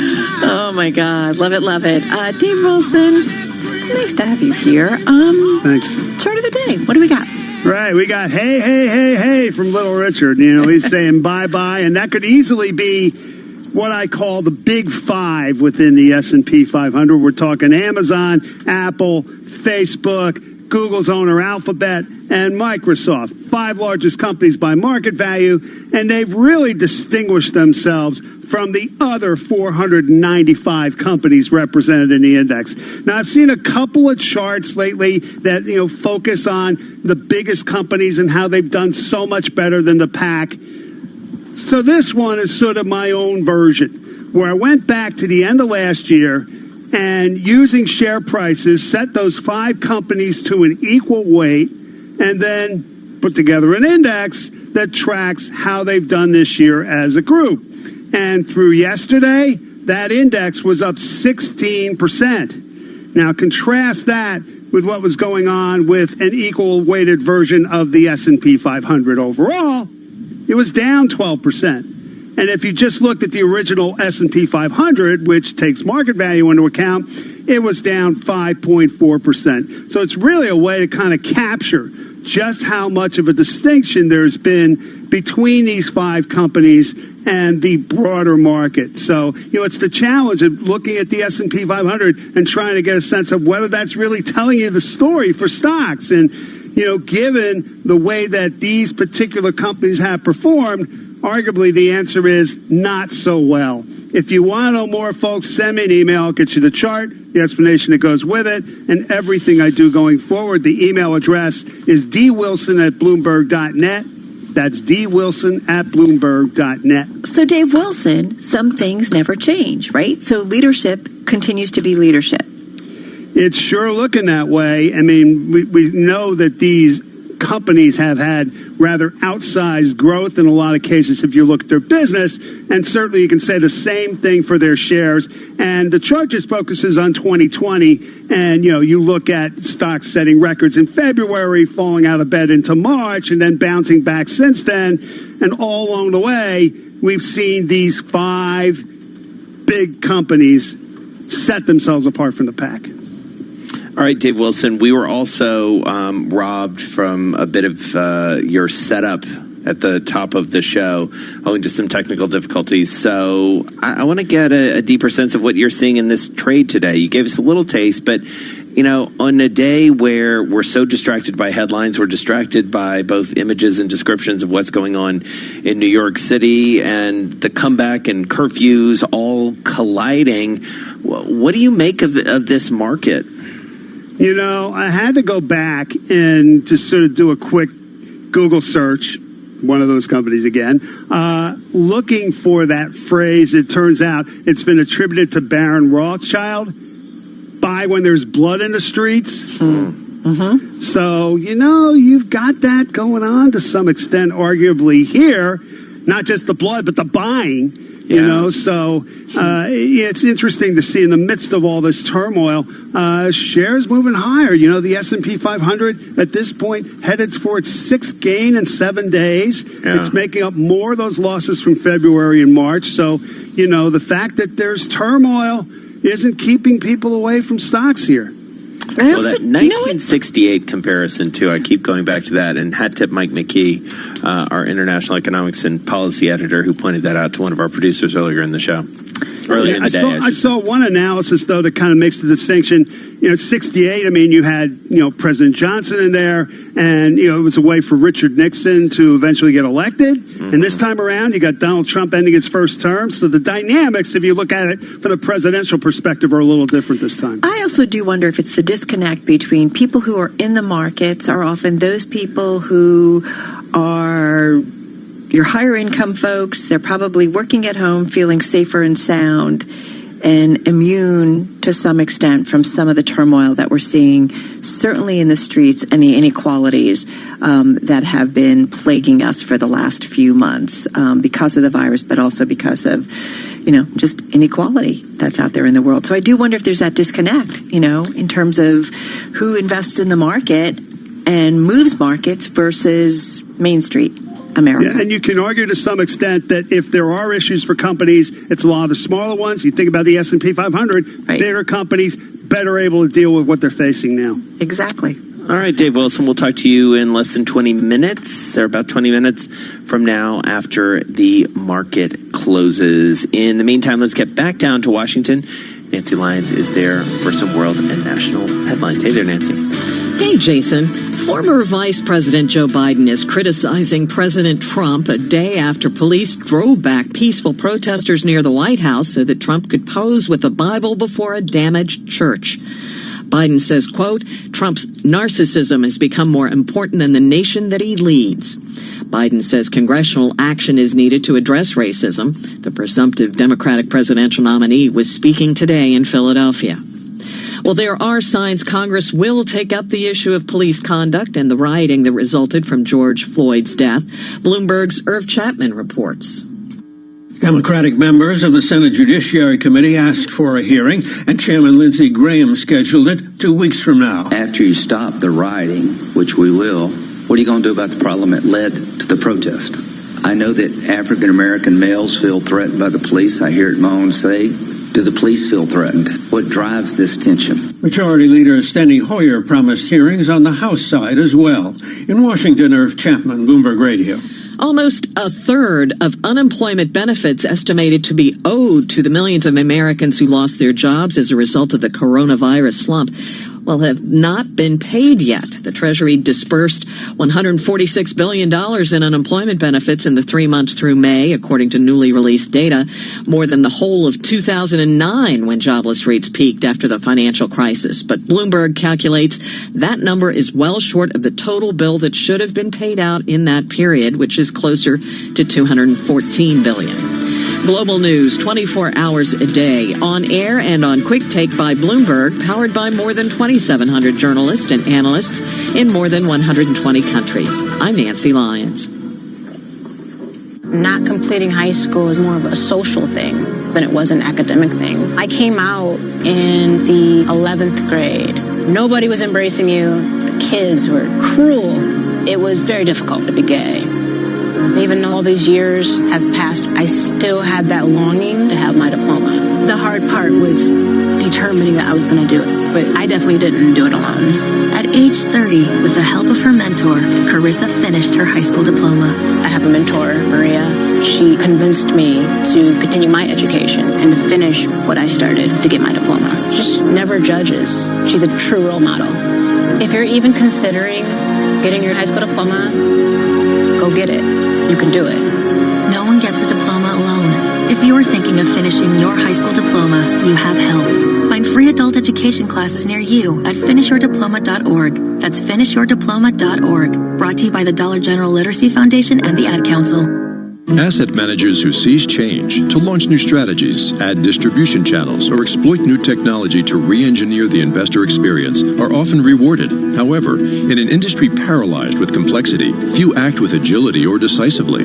Few run their business strategically. Yet, the most competitive managers in the market know with the right partner and a flexible operating platform, you can. Go boldly toward change with SEI Investment Manager Services. I'm Steve Meyer, president of SEI's Investment Manager Services. At SEI, we understand the emerging forces that will define success for asset managers and what firms will need to compete tomorrow. That's why we continually optimize SEI's global operating platform. If your business requires greater agility, our advanced technology, integrated best-in-class systems, and multi-asset expertise can be your catalyst for business transformation. With SEI Investment Manager Services, you lead the charge in a competitive marketplace. Learn more at SEIC.com/seize-change. How long? How much? Picture this. Small businesses on eBay are working to get things moving. Sending spices to novice cooks. Airbags to kids. Desks for home offices. Delivering the goods. Shipping footballs. Fruit trees. And dishwashers. Thousands of small businesses on eBay are helping to keep the nation going. They are individually brilliant, stronger as one. Buy, sell, eBay. This is a message from the government about the emergency measures to support the economy during the period of disruption caused by the coronavirus. To help you, your business, and your workers affected, you can apply for cash grants, business rate holidays, statutory sick pay relief packages, as well as the coronavirus job retention and self-employment income support schemes. For information, go to gov.uk/business-support now. You love TuneIn for live breaking news from CNN, MSNBC, Fox, CNBC, and more. But when you can't catch your favorite show as it airs, it might just be a click away as a podcast. Search your favorite news station to explore all the on-demand news shows on TuneIn. In case you didn't know, TuneIn lets you listen to the same radio stations you pick up on your home or car radio, except you can hear them from anywhere. If you want to find a station from somewhere else in the world, navigate to the By Location section under Browse. Keep exploring with TuneIn. Looking to freshen up your listening on TuneIn? Head to the homepage to discover something new. There you'll see custom recommendations based on your listening habits, along with new episodes of shows you've enjoyed in the past. Uncover your next audio obsession on the homepage. Are you ready for the realest first-hand take of what's happening in the NBA? On their podcast, All the Smoke, former NBA players Matt Barnes and Steven Jackson bring their fiery intensity to the mic, dishing on the latest news and drama from on and off the court without boundaries. Half man, half amazing. My friend, our brother, Vince Carter, man. Welcome to the show. Yo, what's up, man? What's up, my brother? Man, Search All the Smoke on TuneIn to listen. Buckle up, race fans. NASCAR is back in the driver's seat. And you can cut straight to the action here. With the Performance Racing Network on TuneIn, you can hear PRN's live coverage of some of this year's top events. As NASCAR's top drivers, Kevin Harvick, Clint Boyer, and more get back on the track. Search Performance Racing Network to listen and see upcoming races. Let's be honest, we all spend too much of our day on social media. But at least you can spend your endless scroll time to discover new things on TuneIn.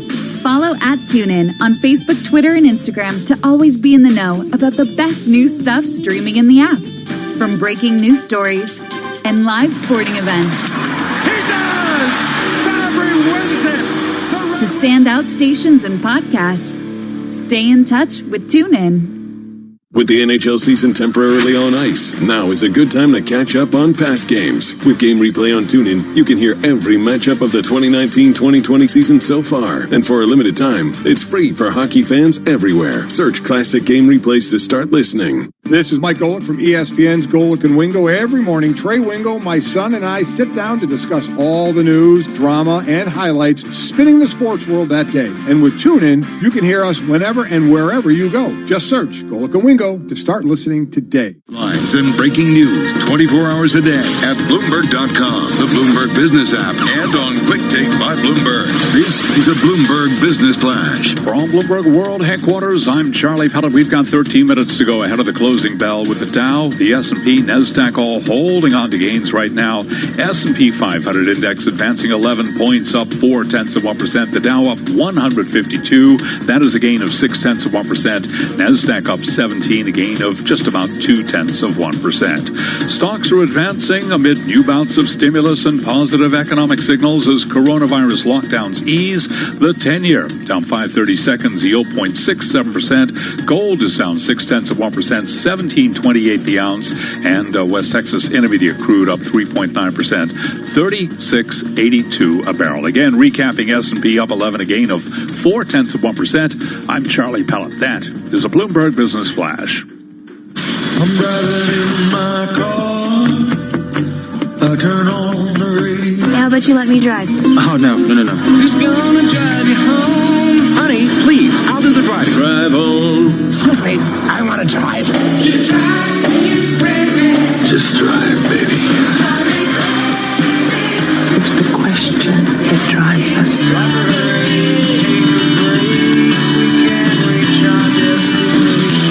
This is the Drive to the Close. That funky music will drive us till the dawn. On Bloomberg Radio. It is time for the Drive to the Close. Back with us is Kevin Barry. He's Chief Investment Officer at the Independent Registered Investment Advisor, Cap Trust. He joins us on the phone from Raleigh, North Carolina. So, Kevin, nice to have you back with us. Tell us about life in Raleigh. How are you guys doing? Well, I came from New York City, in which case I would have been in an apartment for the last 90 days. I'm in a much better mood down here, and I know Jason's from Atlanta. One of the interesting things about here in Raleigh is it's actually affordable. You can actually be a hipster, buy a warehouse and convert it into a bar or something. So, you can afford more than the hat, right? A lot of folks, it's so expensive. But here you can actually, there's so much happening. So many young people going to school here. staying in the area, working at biotech companies. It's a very vibrant area, and I'm delighted to be here. Yeah, it's a great town, and you've got the whole, Research Triangle Park thing going on. You've got, as you say, some great universities, and people love living there. One of my closest friends moved from New York back home there. She's a Wake Forest grad and has a great house in Raleigh and just raves about life down there. I do wonder, being a step removed from New York City and, some of the, especially the virus hotspots, and we can talk about some of the other things that are clearly going on in the world. I do wonder if your lens is a little bit different for how you think about not just investing, but the economy. Well, we do see, obviously we're not as, people are much more socially distant naturally here, right? Sure. Because they're not taking subways to work, et cetera. So on the other hand, my niece, for example, is at Duke University. She's working on a COVID cure right now. So being close to the biotech means that we're kind of very close to what's happening in that standpoint. So the economy, it's interesting to see kind of outside of the city during this whole period of time, even when the quarantines are on, you can see construction work going on here, repaving, sort of outdoor work was still happening here. So that has been pretty interesting. Yeah.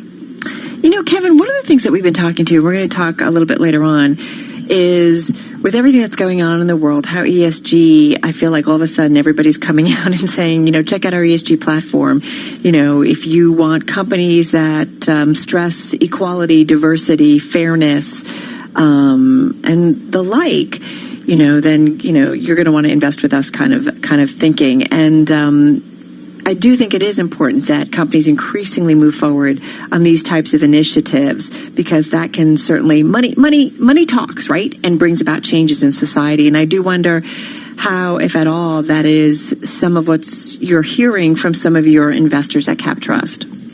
That's a great question. We've actually been running that kind of money for over 25 years. And a long time ago it was mostly what you're not going to buy. I don't like this, we don't like that, right? And now we're incorporating many more positive aspects into it. But what's really interesting? Now, more than half of our employees are millennials. And for a firm to grow, we've been a rapidly growing firm. For a firm to grow, you have to attract talent. And you're getting grilled by the talent on your internal ESG policies even before you design products for clients. I think that's really interesting. So when you look around the world and you sort of rank the worries, Kevin, we've obviously talked a lot about the civil unrest over the past couple days. Yeah. We've been talking for weeks and now months about the virus, but you think about what's going on between Beijing and Hong Kong and the U.S.-China trade tensions and political and economic tensions. How do you sort of rate those in terms of what could be the most disruptive for an investor? Sure. So I think the China is very interesting right now, and you guys have probably done stories on it. There's a dollar shortage in Hong Kong. People who are living there trying to switch their Hong Kong dollar for U.S. dollar, and that's a sign. We see that in gold, right, and we see it in the continued strength of the dollar. Overall, I think it's what we've had the last 3 months is an extraordinary event. I've seen a lot of recessions and a lot of downdrafts, nothing like this. Actually, the shock does remind me of 9/11 a little bit, and back to the 73, 74 shock. But this is an extraordinary time, and I think it's also so meaningful that it's occurred during an election year, coming up to an election year, because we have seen bipartisan support for tremendous spending on the fiscal side and tremendous support on the monetary policy side. I'm not sure we would have gotten that much more support if it wasn't an election year, right? Really? So I Interesting. think that, yes. Yeah, I think absolutely. I mean, who wants to go to the ballot box and say, I'm voting against loans to small business, I'm voting against higher unemployment benefits? So you have both parties. There doesn't seem to be anyone advocating much in the way of fiscal discipline right now, right? And I think part of that is it's election season. So how could you though? How could you though? I mean, above and beyond it being an election year, right? Yes, I agree. I agree. But there are some folks who are very focused on deficit. Bringing down the deficit, reducing deficits, either through reduced spending or increased taxes. And right now, people are saying just what you're saying, Carol. Like, you know what? Let's just take care of people. Let's pass the bill and let's take care of people. And that's what's happening. And so I think I'm grateful that it's happening, but but I'm also wondering if it would have been as generous if it wasn't an election year. Well, that's just sad. Sorry. Oh, I'm sorry. Yeah. Okay, that's my opinion, everyone.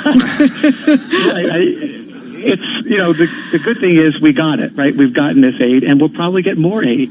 It's our expectation that there'll be another program probably later this month with additional aid, which we need, and I'm happy that we're getting it. And so, you mentioned 9/11, Kevin, and obviously something that folks looked at after that, for obvious reasons, was the travel industry, the airline industry. What do you see in this case? Because, we're looking at, volumes that are down 90+%. Is there short-term hope for that, or is this something that's a longer-term play? How do you look at that sector? Sure. So, I was in Manhattan in 9/11, and, I remember a lot of, that too well. There were a lot of people who said, I'm never going to fly again, just not going to do it. And airline traffic dropped precipitously over the next several months. But a year later, we were back to 90% of the airline traffic we had before.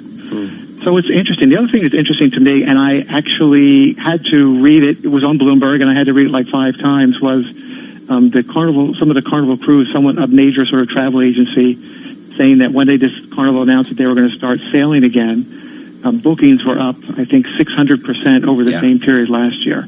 Yeah. And I thought to myself, I would have thought that would be the very last thing to come back, the very last thing to come back. Yeah. And yet there are people who want to continue to sort of go back to quote, normal.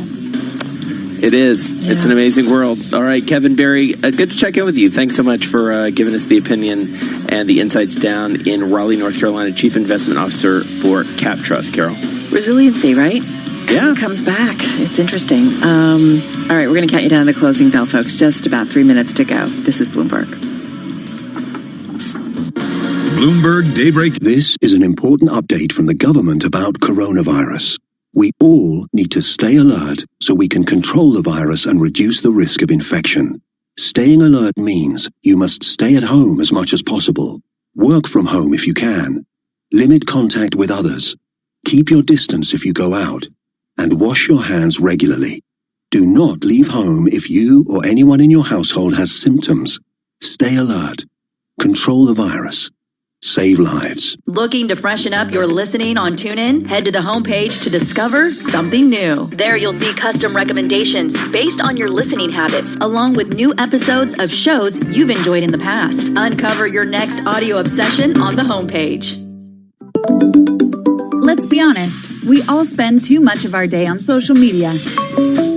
But at least you can spend your endless scroll time to discover new things on TuneIn. Follow @TuneIn on Facebook, Twitter, and Instagram to always be in the know about the best new stuff streaming in the app. From breaking news stories and live sporting events. He does! Fabry wins it! To standout stations and podcasts. Stay in touch with TuneIn.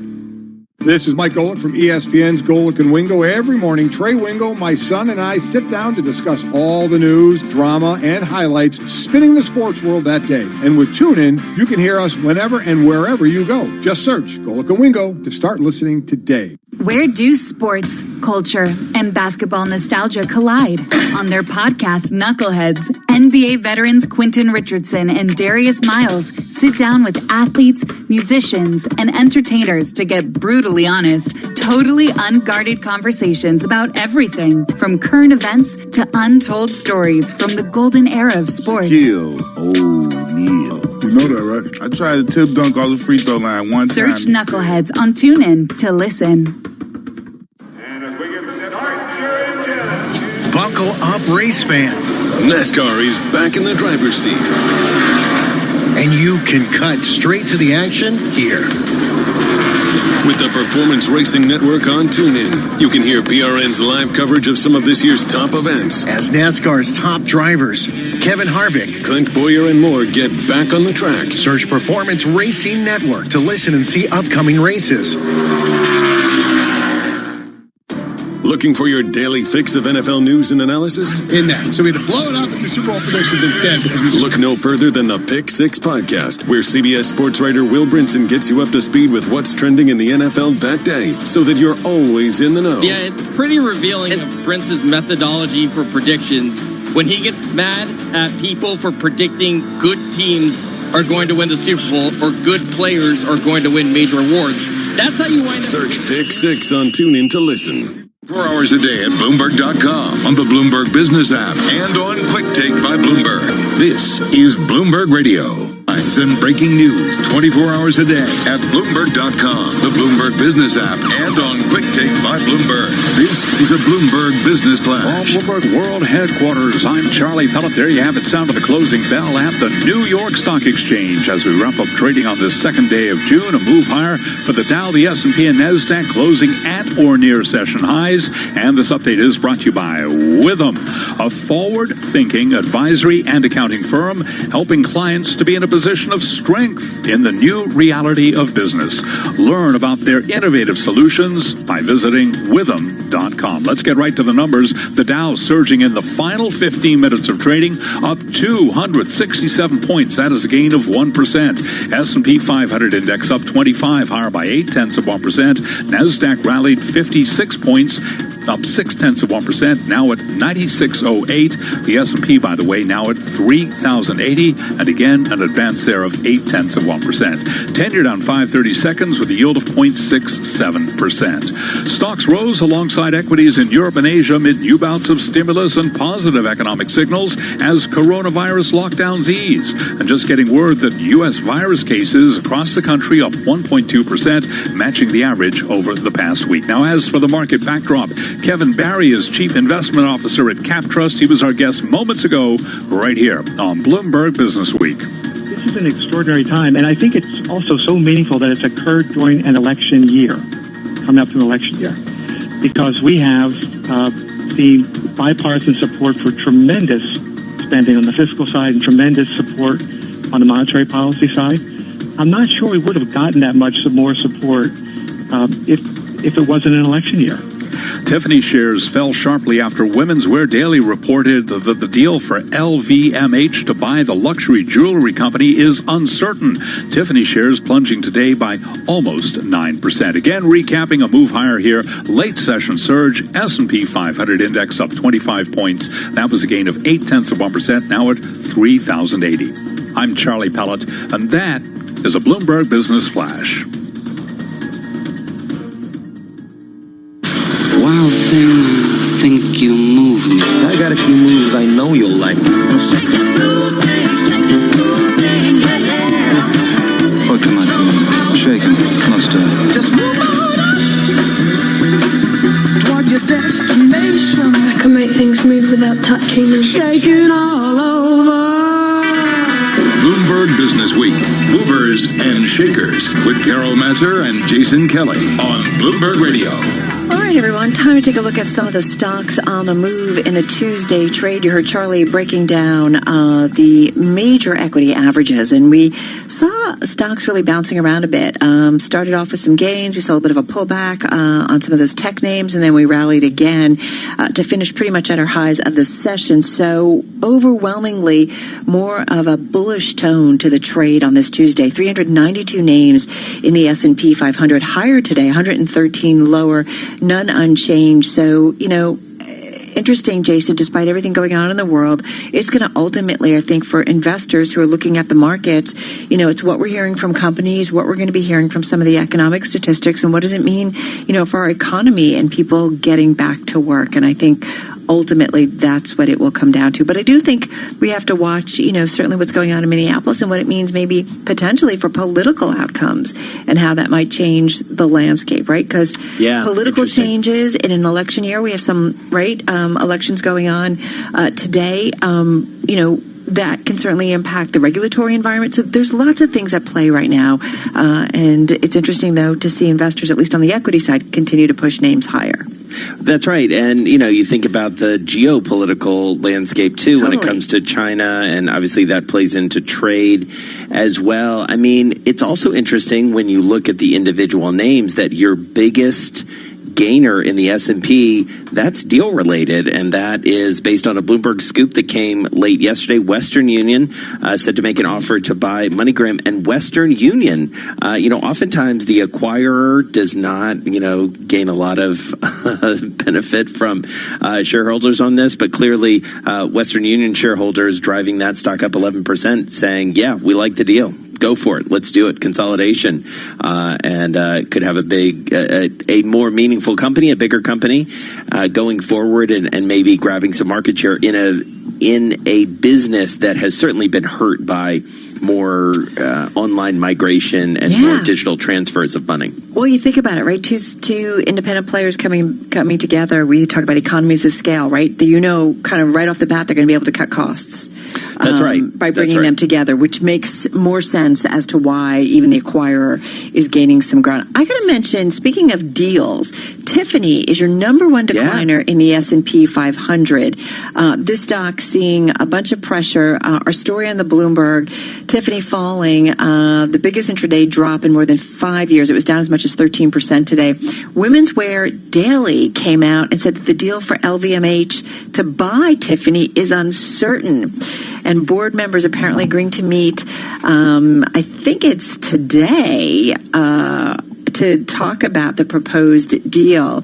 And they're concerned, I guess board members are concerned that the COVID-19 pandemic that has disrupted the U.S. economy and growing unrest over violence, that's some of their concerns. And they're also concerned about Tiffany's ability to cover its debt covenants at the end of the transaction. So, WOA, this was a big deal that was announced. And I got to go back to Bloomberg Pursuits. Call back. The year ahead CEO Alessandro Bolliolio of Tiffany sat down with me, and it was just as this deal... Sat down with you and immediately regretted it.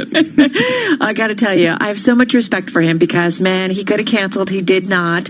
And it was in the midst of when the deal had just been announced, and we talked a lot about it. But you went after him like a spider monkey. And he really was. He did a nice job. He was really, wonderful about it, and also rather coy about it as well. But wow, this deal could come undone, and you do wonder. We talk about the impact of these big macro events, and this could be one of them. Yeah, another loser in the loser column. Cody, people selling that again. Our producer, Ariel Akami, says giving we love them. Because we love them. It's really that we like talking about Kylie Jenner. And, that was a big deal. Although, there is a private equity angle to that with KKR getting involved there and carving out one of their businesses. And investors essentially saying you may have sold off, to go back maybe to the Tiffany metaphor, you may have sold off a crown jewel there. In any case, let's take a look at volatility. Not apples to apples. Not apples to apples. Let's see. Volatility down a touch, about 5%, closing at 26.82, the VIX. This is Bloomberg. All right, Dave, you're up. Hi, my name is Dave. Wilson, where are you? Wilson! Just what do you think you're doing, Dave? We're going for the price on Wilson. Open up the door. It's Dave. Who? Dave. Hey, Mr. Wilson, let's get to your stock of the day. It's SSYS. This kind of. Right, Stratasys to be more precise. It's a maker of three-dimensional printers and production systems used by aerospace, automotive, medical, and technology companies, among others. Stratasys was founded in 1989 and went public in 1994. Yes, that ticker, SSYS. Stratasys soared more than sevenfold between 2011 and 2014 during a boom in 3D printing stocks. They later gave back the entire gain, and they've been down ever since. In March, they traded at the lowest price since 2009. Stratasys got a lift today after disclosing plans to reduce annual operating costs by about $30 million. The savings will largely come from eliminating about 10% of its workforce. Most of the job cuts will be completed this quarter, with the rest to follow next quarter. Now, Stratasys' plan prompted J.P. Morgan to raise its rating on the stock, the equivalent of buy from hold. And the shares climbed to their highest price since February and closed with a gain of about 13%. Interesting. I thought I was pretty accurate with that one. Yeah, I think that they probably prefer their proper name, not a mangling of their stock ticker. But, Sorry. Yeah, that's just sort of what you're getting. today from Carol Master, Dave Wilson. All right, Dave Wilson, thank you so much. We appreciate your stock and chart of the day as well as your market insights. We will catch up with you tomorrow. Coming up here, we're going to talk with someone very familiar with the QSR landscape, talking about the CEO. You're so cool, Checkers. QSR, yeah. It's the business. Fast food, baby. Love it. Quick serve restaurants. Yeah, quick serve restaurants. All right. Before we get to that, let's get out to the West Coast. Ed Baxter is there. He's got world and national headlines. Hey, Ed. Hey, Jason. Hey, Carol. President Donald Trump is under some harsh criticism from a number of quarters today for his callousness in having peaceful protesters dispersed with tear gas and flash bombs so he could walk across the street for a church photo op. The Episcopalian Bishop, Marianne Edgar Buddy, says it was a charade. He is not a man of prayer on Sunday morning. We know that. And he is not one to worship at St. John's or regularly or any of the churches of our diocese. She says he does nothing to heal. D.C. Mayor Muriel Bowser. I didn't see any provocation that would warrant the deployment of munitions, and especially for the purpose of moving the president across the street. Joe Biden. Fear, anger, finger pointing, rather than the pursuit of happiness, incompetence and anxiety, self-absorption, selfishness. Or do we want to be the America we know we can be? He says all of those things he listed are the President of the United States currently. New York City extending its curfew for the week. Other localities throughout the nation are under some kind of curfew. But in the state of New York, Andrew Cuomo, the governor. New York City is on track in the midst of all of this to open phase 1 next Monday. Yeah, Cuomo is also saying that the New York Police Department did not do its job against looting overnight and has offered to send in the National Guard, an offer rejected by Mayor Bill de Blasio. New Jersey's Attorney General is saying a state panel will recommend licensing police officers in the state. Voters in 7 states and the District of Columbia hold primaries today. Could put Joe Biden near the top. In San Francisco, I'm Ed Baxter. This is Bloomberg. Working from home, take a little more time for breakfast. Tom Keene. How will this pandemic change your NASDAQ? Jonathan Farrow. When you look at that sector, some of these companies won't exist, will they? And Lisa Abramowitz. They've only continued to increase the delinquencies and defaults. Crunch data topped with fresh world news. Bloomberg Surveillance. Weekday mornings at 7 Eastern on Bloomberg Radio, the Bloomberg Business app, and BloombergRadio.com. And now, watch us on Bloomberg Television. Hi, I'm your host, Smokey Colbert, filling in for Smokey because after 75 years of... Only you can prevent wildfires. Turns out there's much more to say. Nearly 90% of wildfires are caused by us humans being careless, dumping our used barbecue coals willy-nilly. Guess the song was wrong. We did start the fire. That's why I respect Mother Nature and her trees, whether coniferous or new car scented. Brought to you by the U.S. Forest Service, your state forester, and the Ad Council. Are you interested in a challenging and exciting career? One where you can be part of solving complex challenges across industries and geographies. Bloomberg's ever-expanding technology, data, news, and media services foster innovation, empower clients, and offer nearly limitless opportunities for career growth. Visit Bloomberg.com/careers today to view our current job opportunities. Bloomberg LP is an equal opportunity employer. The address once again is Bloomberg.com/careers. There are everyday actions to help prevent the spread of respiratory diseases. Wash your hands. Avoid close contact with people who are sick. Avoid touching your eyes, nose, and mouth. Stay home when you are sick. Cover your cough or sneeze. Clean and disinfect frequently touched objects with household cleaning spray. For more information, visit cdc.gov/COVID-19. This message brought to you by the National Association of Broadcasters and this station. Where will 2020 take you? Somewhere where people care about each other, about our planet, about creating a better world for everyone, and becoming the best versions of yourselves. Join a community of like-minded individuals at the University of Winchester. Make sure to accept your offer by the UCAS deadline and visit our website to find out more. See the bigger picture. Be the difference. Go to winchester.ac.uk. Thanks to National Lottery players, the Help a Squaddy initiative, and now providing mental health support online for veterans like Darren. Thank you. And £600 million of National Lottery funding is on its way to thousands more local projects in England and across the UK during these exceptional times. Thank you. Thank you. Thank you. Thank you. Thank you. The National Lottery. Your numbers make amazing happen. This is a message from the government about the next stage of controlling coronavirus with NHS Test and Trace. To protect your friends and family, testing and tracing must become a new way of life. If you have symptoms, you need to get a test immediately. Don't leave home for any other reason.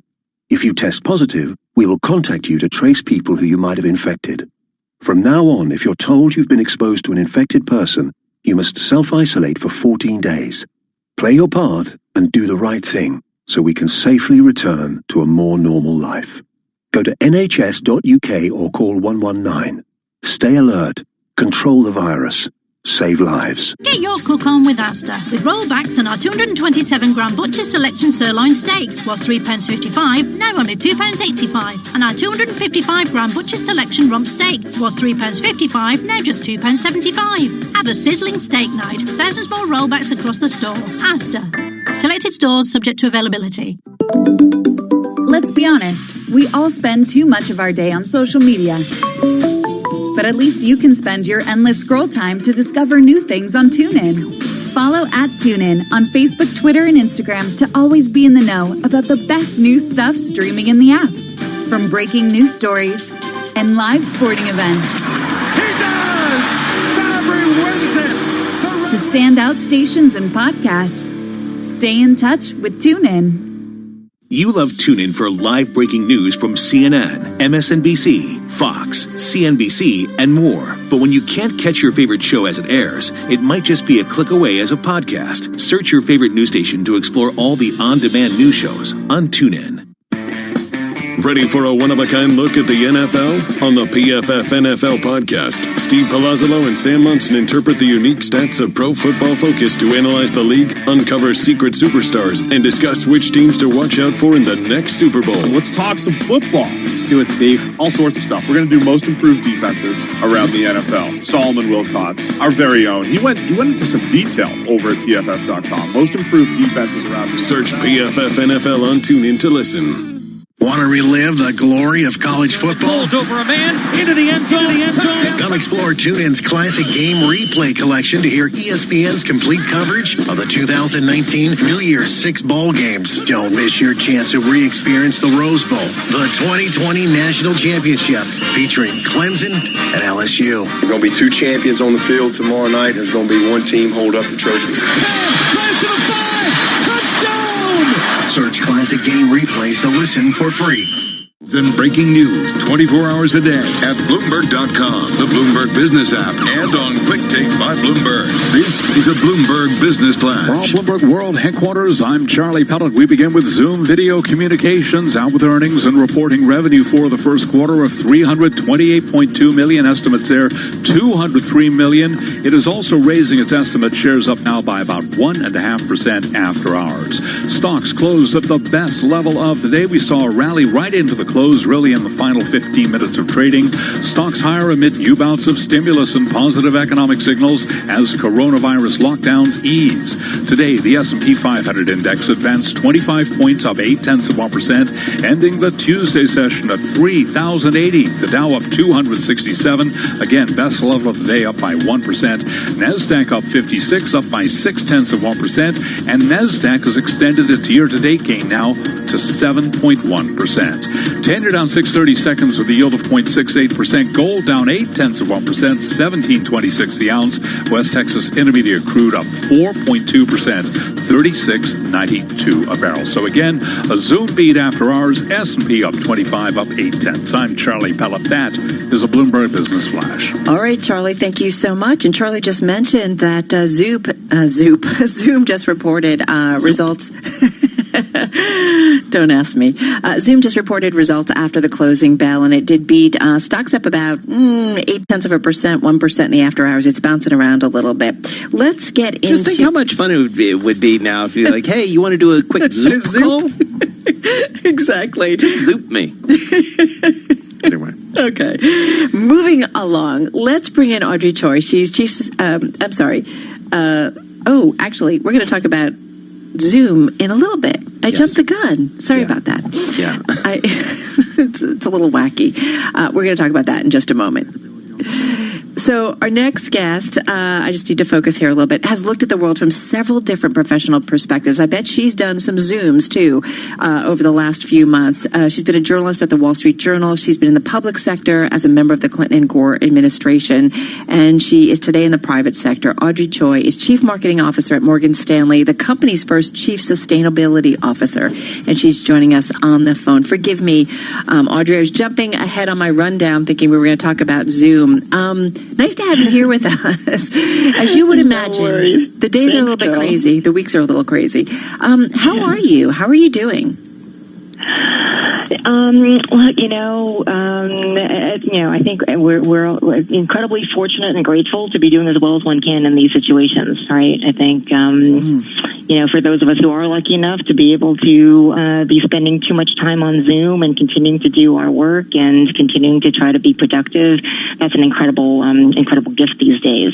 So, but obviously, enormously sad and concerned as we look out into the state of the world. Well, and I do, on that point, Audrey, I mean, it feels like it is, to, make an obvious point, sort of a time of reflection in many ways about who we want to be as people, who we want to be as business people, and candidly, who we want to be as investors. And I do wonder, as you have the sorts of high-level conversations you do with your colleagues, and you think about the strategy of a very influential firm going forward, how does that change the conversation? How does that moment, I mean, I think back to a conversation we had yesterday with the chair of PwC, and, people are candidly kind of getting real these days and really making, it feels like, actual decisions. Do you agree with that maybe this is going to lead to a time of action and not just reflection? Yeah, Jason, I think that's a terrific reflection on your part, and I think it's very much what we are seeing, which is, I think in the sort of initial weeks of the pandemic, there was, of course, understandable immediate focus just on the sort of immediate issues of dealing with the virus, prevention, resilience, et cetera.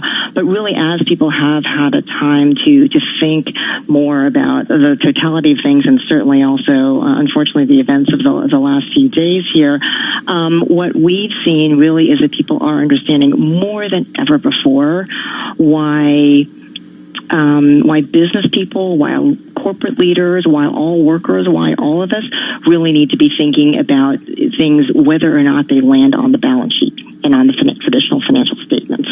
Right? I think this has been an incredible, live action example, sort of the biggest that you can possibly get, about why environmental issues and social issues and, yes, social justice issues, why all of those things are actually material to our collective well-being, right? And that's everything from, look, you can't run a productive, innovative, and profitable business if your community is falling apart. Right? If you don't have basic community resilience, if you don't have social justice, if you don't have people feeling like they actually have an equal opportunity to be creative, to be productive, those are all things that really come back to, what makes for a functioning society, what makes for a functioning community. And, companies and investors are part of the communities and the societies that they live in. So what we've seen, it really is an incredible acceleration of C-level conversations and investors and asset owners saying, everything that goes on in the world really does affect us as business people and investors, and therefore, kind of by the symmetric property that we all learned in geometry when we were in school. Therefore, what we as investors and corporate leaders do has an effect on everything else. And how can we at this point start to be more thoughtful and strategic and frankly integrated about that? Well, and what's interesting is you think about Business Roundtable, right? We're coming up on a year where they signed that letter and said there's multiple stakeholders. It's customers, customers, employees, it's your communities, right? Absolutely. So it goes beyond the bottom line, Audrey. But what's interesting is, our conversation with John Hope Bryan of Operation Hope yesterday said, we asked him too, how do we go beyond just talking about this and making a difference? And he's like, money talks, budgets talk. So companies and how they choose to spend their money, whether it's on internships and who gets them, or their suppliers and their supply chain who gets them, that will make a difference in society. So I do wonder how that will ultimately play its way more so into the investment arena. And we've just got about 45 seconds left. Oh, dear. Well, I would say that, look, I think you're absolutely right. We're starting to, and we just did this poll, actually, of asked owners about how are they thinking about investing.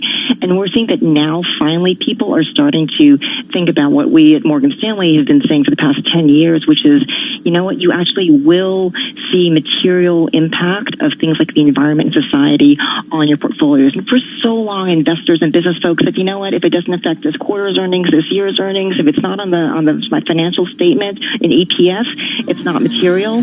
And we've now seen this real shift where 80, 90% of people are saying we're actually thinking about sustainability because we believe it can help reduce risk and even increase return. So I think we're starting to see the shift. Well, Audrey, you're what we call a two-blocker, so you've got to come back at some point because we would love to continue this conversation with you because we think it's an important one.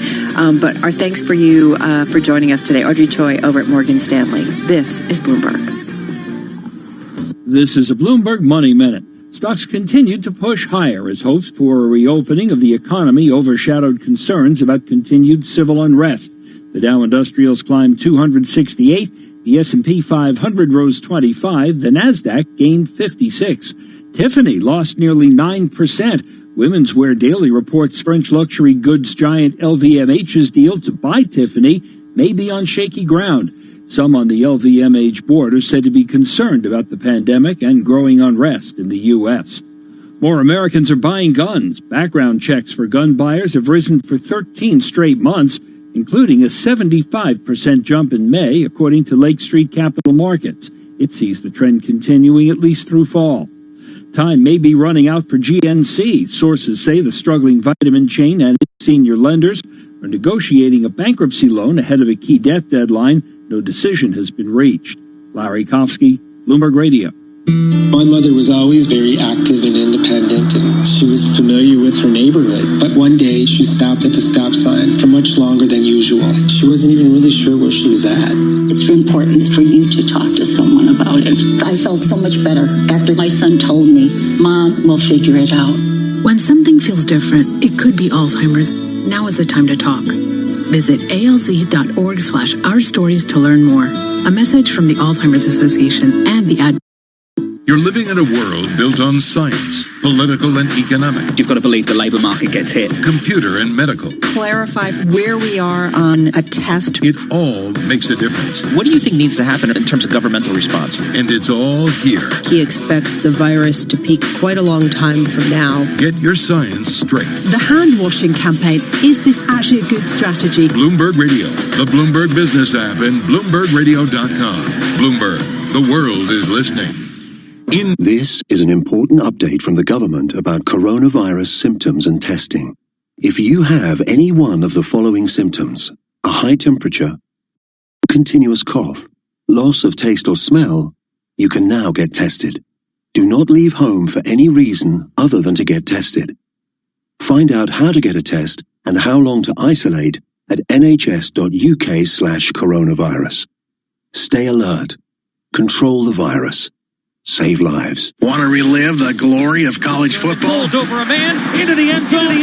Come explore TuneIn's classic game replay collection to hear ESPN's complete coverage of the 2019 New Year's 6 bowl games. Don't miss your chance to re-experience the Rose Bowl, the 2020 National Championship, featuring Clemson and LSU. There are going to be 2 champions on the field tomorrow night. There's going to be 1 team hold up the trophy. 10, plays to the 5, touchdown! Search classic game replays to listen for free. Ready for some straight talk on what's happening in the MLB?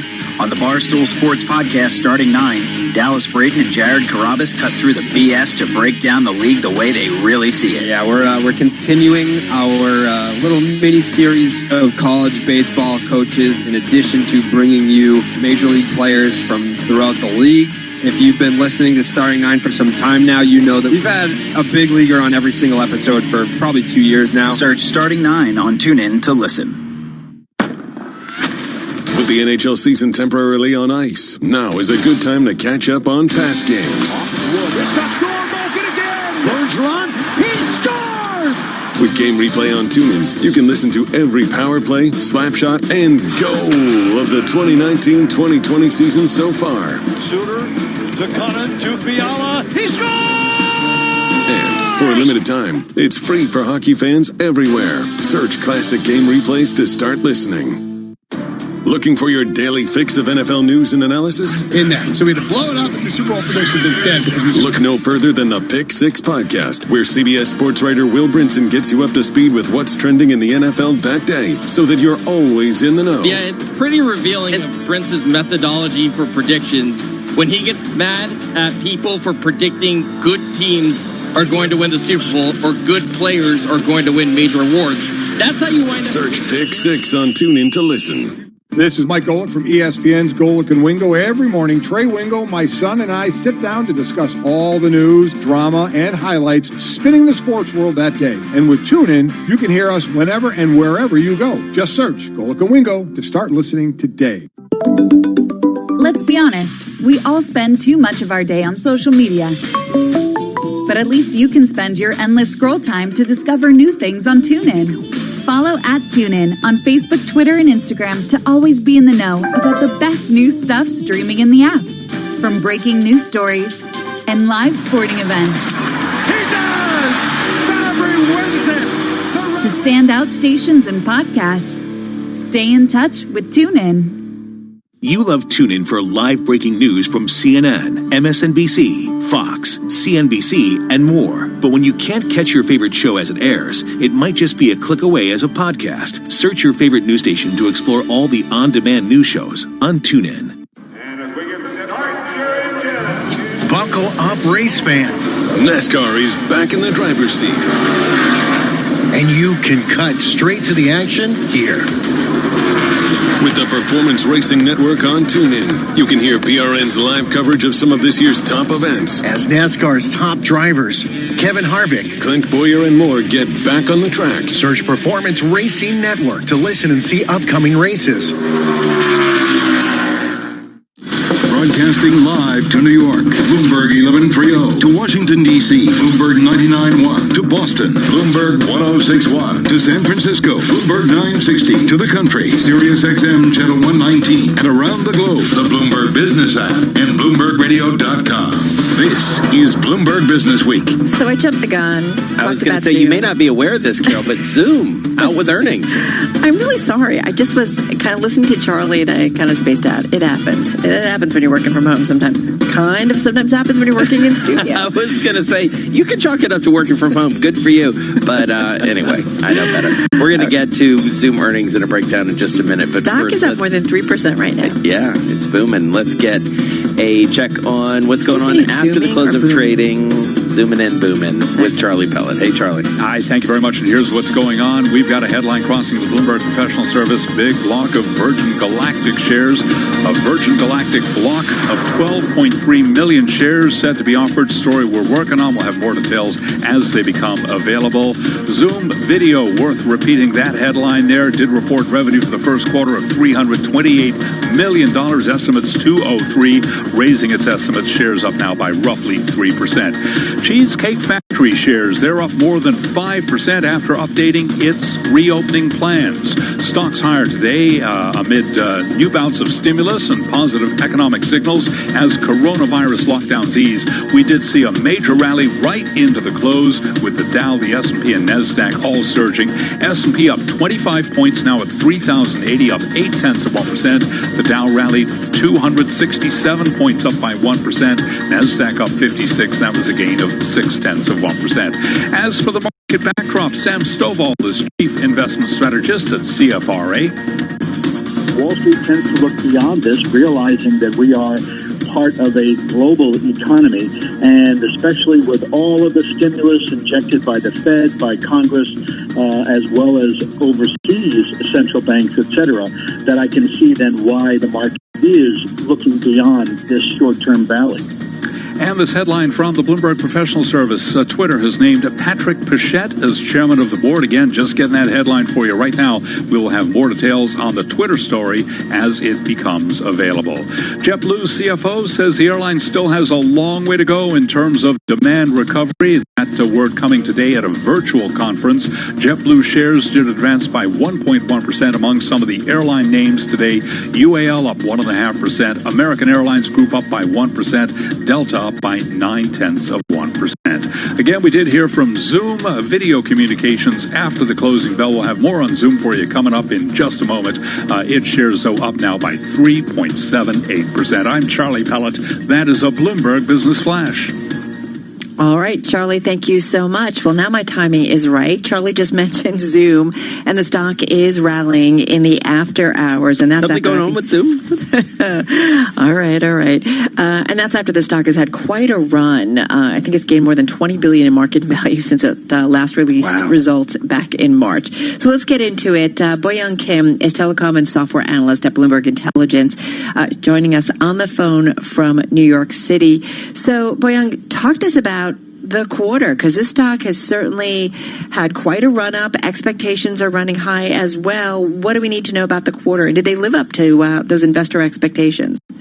Yeah, thank you, Carol and Jason, so much for having me. The company, there's no question, there were really sky-high expectations coming into the quarter, and the company needed huge numbers to keep the stock at that level, and that is exactly what it did. You see the stock is up about 3.6% after hours, and that's represented at this blowout quarter that the company had.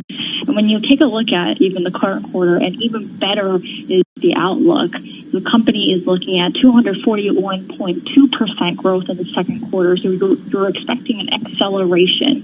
And the results and the guidance for the full year as well as the next quarter are really alleviating all the key areas of concern that there was for Zoom. You know, are the free users going to be converting? Are there any paid users at all, or is everyone using that 40-minute cap? Right. How big are the security concerns, and how bad is the competition? And I think these numbers speak for themselves, and this was an absolutely phenomenal quarter. So tell us more, especially about that security piece, because I feel like that was something, and we talked to the CEO, now it's probably a couple months ago, when it was the subject of a big cover story in Bloomberg Business Week, and that was when the security concerns, candidly, were raging, and a lot of people were saying, nope, we're not going to use it, big companies.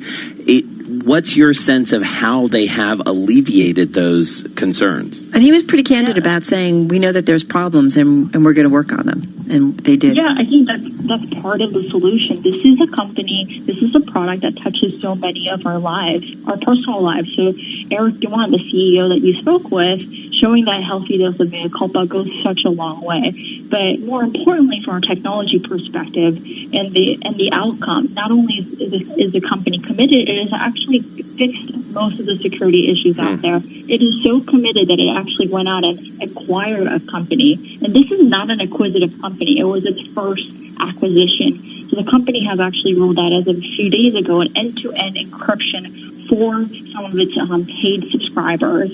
And that actually puts it in a better encryption standard than a lot of the industry competitive offerings. And we have seen customers that suspended uses of Zoom as those negative headlines emerge actually come back. So like New York City Board of Education and the similar organization in Singapore Ministry of Education, those are really sensitive organizations. You're dealing with minors, and even they have come back because they feel so safe on Zoom. Boyoung, how sticky, though, is it? Especially since Zoom is just one of multiple platforms that are out there. So how sticky is it if you sign up and you go beyond the free 40 minutes that you're going to stay there, or if you get a better option, you're going to easily switch to somebody else? Yeah, so that's a great point. As easy as it is to sign up for Zoom, it means that it's also easy to sign out of it. But that's not what you're going to see. As the fact of the matter is, the video conferencing, there have been video conferencing solutions out there, even before Zoom was in existence for years, decades. But as soon as there hasn't been an offering that's easy to use, it's intuitive and efficient to load, and think about the experiences that you're having as a consumer for your personal lives. That positive experience that you feel actually matters at an enterprise level because it's going to be so pervasive. Right. Companies need to guarantee that their employees are going to continue to collaborate no matter where they are. All right. Well, good analysis. We really appreciate it. And obviously, investors agreeing that Zoom Video Communications has solved a lot of their issues. The ticker is ZM. That stock, Carol, up about 4% here in the aftermarket. Bo-Young Kim is telecom and software analyst for Bloomberg Intelligence. She joined us on the phone from New York City. Carol? Yeah, certainly going to be one of the names who follow into tomorrow's session. Stock is up 206% this year. Yeah. Right? And think about, I didn't know about the company until, of course, the shutdown. Of course, Bloomberg Business Week doing the great cover story. But I do wonder about the long-term viability. I mean, it's an easy platform to use, and I've got family members who are paying for it, going beyond, the freebies. We'll see if it sticks around. Yeah, I'm not sure we're doing Zoom cocktails into the future, but maybe. We'll see. All right. Ed Baxter in San Francisco has your world and national headlines. Hey, Ed.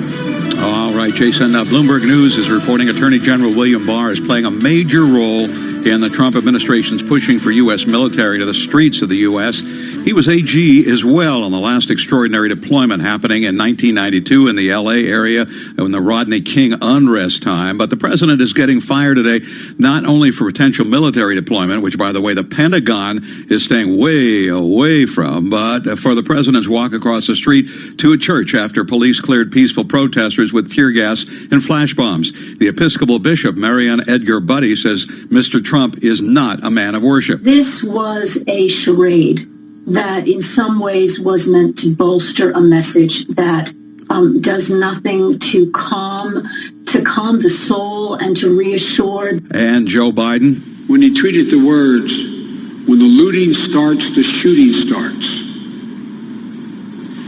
They weren't the words of a president. They were words of a racist Miami police chief in the 60s. Speaking of police, New Jersey's Attorney General says a panel will suggest the licensing of police officers, and Senator Lindsey Graham says the Senate will begin an investigation. The overwhelming issue for us is after you stop the rioting, which we will, what are you going to do about the problem that led to the protest? New York, curfew remains intact. For the remainder of this week, 8 p.m. each evening till 5 a.m. the next morning. Mayor Bill de Blasio has refused National Guard help. The state of Minnesota has filed now a human rights complaint against the Minneapolis Police Department.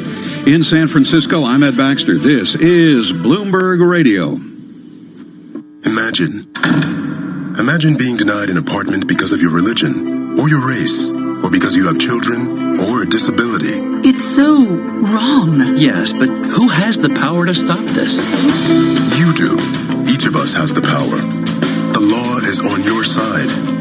It's illegal for landlords to discriminate because of race, color, religion, sex, national origin, disability, or familial status.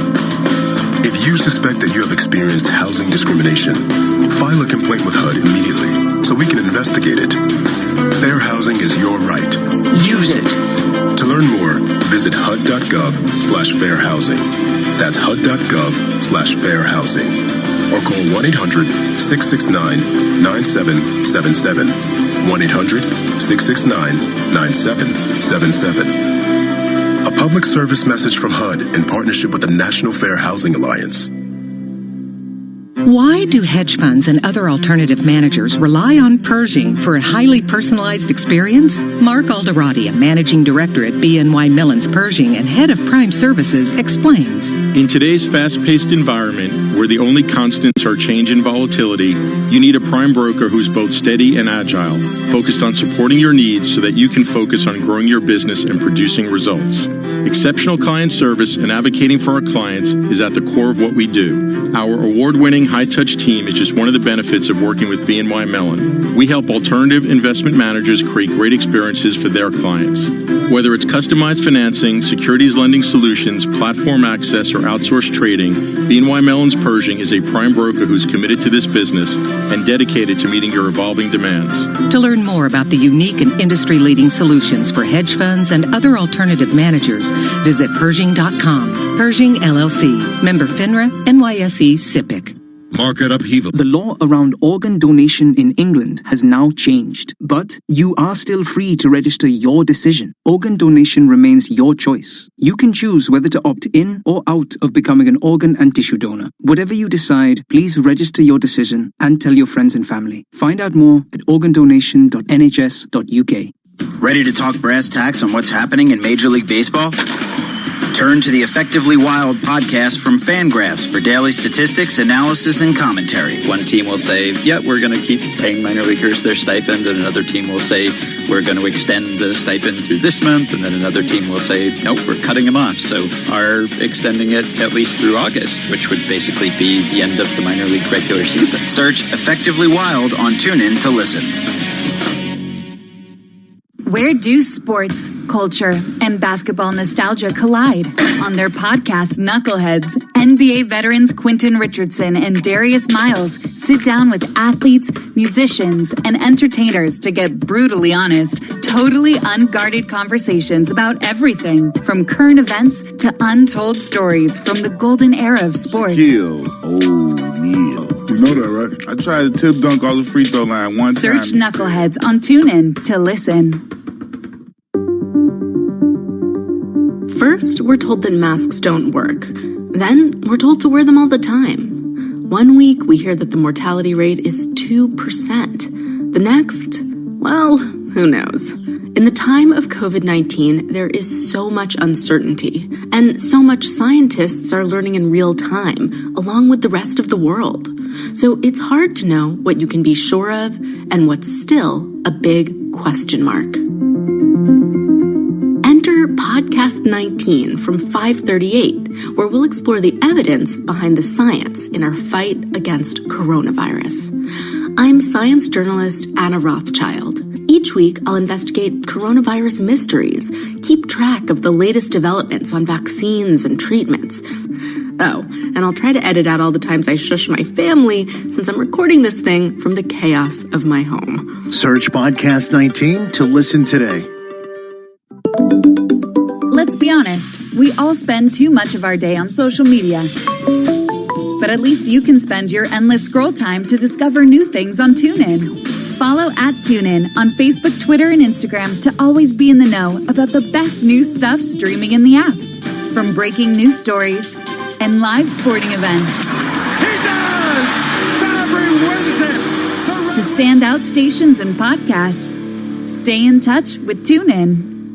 With the NHL season temporarily on ice, now is a good time to catch up on past games. With Game Replay on TuneIn, you can hear every matchup of the 2019-2020 season so far. And for a limited time, it's free for hockey fans everywhere. Search classic Game Replays to start listening.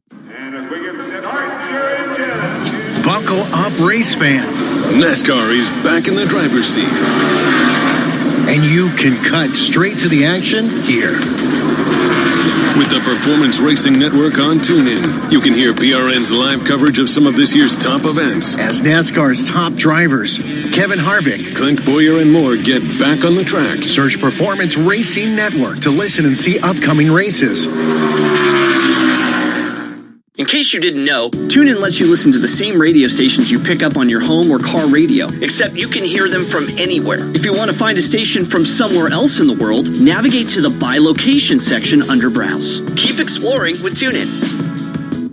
News 24 hours a day at Bloomberg.com, the Bloomberg Business app, and on Quick Take by Bloomberg. This is a Bloomberg Business Flash. Bloomberg World Headquarters, I'm Charlie Pellet. Among the companies out with earnings after the bell, Zoom Video Communication shares zooming higher now by 4%. It reported quarterly sales that topped estimates, showing that a surge in demand for its video conference service during the coronavirus pandemic has translated into more paying customers. The company also raised its annual revenue forecast by almost double.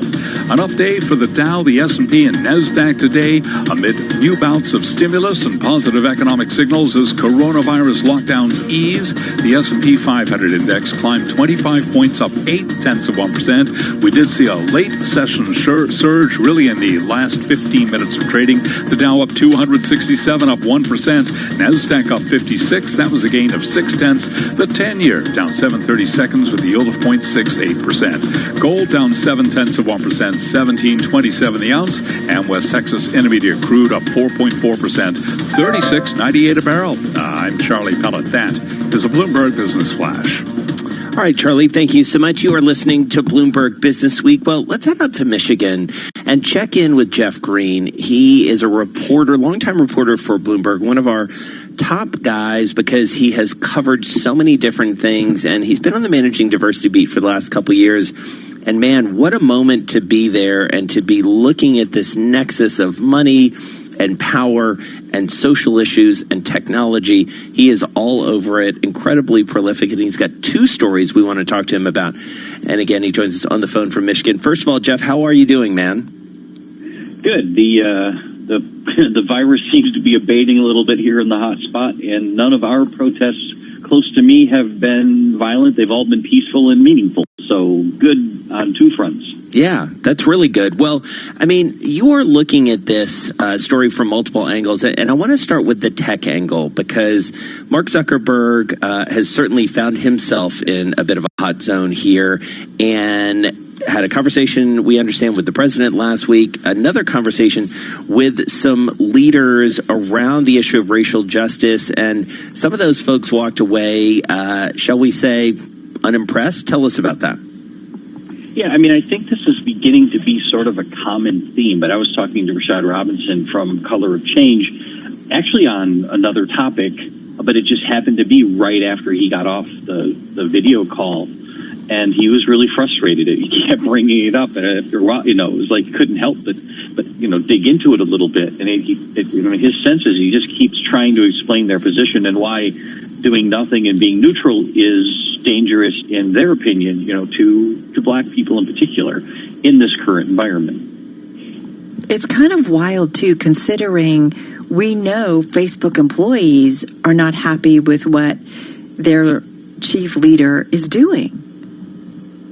Yeah, it kind of comes down to there was that original philosophy of all the different social media platforms is that they were utilities. Basically, Rashad even brought that up, that the problem is that Facebook sees itself as a utility as opposed to a curator. And steadily and slowly over time, that idea of these technical platforms as just utilities has been eroded because they have banned stuff, they have made rules, they have made exceptions, and once you start that, it's really kind of hard to sort of say this is as far as we'll go, but we won't go there, and not have people push. And that's what you're hearing from the company, because I do wonder if you kind of went back to them, after the call, and what do they say? They have not really addressed the complaints directly. They've merely thanked them for their input, but that has been sort of, the thing that really had Rashad Robinson upset was Mark Zuckerberg went out of his way to criticize Twitter for the action it took against President Trump because he thinks that goes beyond the responsibility of a social media platform and also, would undermine Facebook's position that it shouldn't do anything about the president's position on things. Well, and Jeff, this whole question of responsibility, I feel like, is at the heart of a lot of the other work you're doing as well. And this notion that a CEO has a certain responsibility, and to some extent, regardless of gender or color of their skin and whatnot. But, you have another story that I think is really interesting because we know that people of color are dramatically, to say the least, underrepresented when it comes to the C-suite. And so I wonder, as you've looked at the response of those few folks who are in those seats, what are you seeing in terms of how they're addressing this civil unrest in the country right now? Well, they're addressing it personally in a way that, 99% of big company CEOs can't, because they have at least in the cases that there are 3 CEOs of the, it kind of varies depending on how you slice it. 4 or 5 CEOs in big companies at any given time, public, private, how you want to look at it. But they're talking about personal, which is sort of staggering, right? I mean, I have to say, like, seeing that in your story, sort of seeing that in black and white, as it were, is really, in 2020, it does sort of, it brings it into sharp relief. Well, and one of the things that you also should take into account is this is not getting better. Right. Every indication is that we're a long way from any kind of stability or growth here, because the next layer down where these leaders need to come from is also very weak and very limited, and thus not showing any kind of good signs that we're going to see like there's not like there's a big wave of new black CEOs in the wings ready to come in. Right. The stats in the S&P 500, African American directors made up only about 1% of board members. 37% of boards didn't even have a single black member. This was analysis by Black Enterprise magazine. And you know what's interesting, Jeff? Jason and I have been having a lot of conversations with an array of people, including those in the ESG space, who are like, look, we address this in the ESG space. And I do wonder, money talks, right? And I don't know whether, though, it's really made the change that we thought it would in terms of... You can't address what you can't see. Companies don't measure in any consistent way. They don't disclose in any consistent way. I mean, gender is much more developed, and women are actually doing much better, and you're seeing momentum there because that's a global focus. The only place in the world where race is really on the table is in the United States. So that actually is hurting, especially black men who are looking to be CEOs, is the global focus is on gender, not on race, because we're one of the few places in the world where that actually matters. In a way that people pay attention to. But companies are not very forthcoming with racial data, and they don't disclose it proactively. So you can't measure it as easily, so you don't even really have a universal scorecard. All right, Jeff Green, thank you so much. We really appreciate it. Thoughtful, as always. Jeff Green, Managing Diversity Reporter, former Detroit Bureau Chief for Bloomberg, really understands the corporate world as well as anyone that I've ever worked with. Just a terrific reporter, and has done some of the best work in this area. I think back to some of the cover stories that he's done and big feature stories he's done around this, even before the pandemic, before this current unrest on these issues. And, he's got the numbers to back it up, Carol. And it is a bleak portrait, to say the least. And I was really interested to hear what he said about that. We talked so much about the pipeline, you got to do the pipeline. It's not changing. And that level down is a really interesting, and that's even more troubling in some ways because it's not going to get better anytime. It's really disturbing to see these statistics, and it's not something that people just woke up a year ago and said, "Oh, we got to fix this." We've been talking about it for a long time, and to not see the needle moving a little bit more.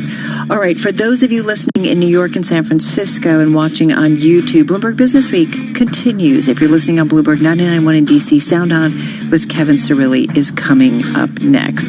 And coming up next in our final hour, man, we're looking forward to it. Yes, I know. We're going to go down memory lane for you, Jason. Fast food and tech. Doesn't get any better than that. It's coming up. This is Bloomberg. When you leave... This is an important update from the government about coronavirus symptoms and testing. If you have any one of the following symptoms, a high temperature, a new continuous cough, loss of taste or smell, you can now get tested. Do not leave home for any reason other than to get tested.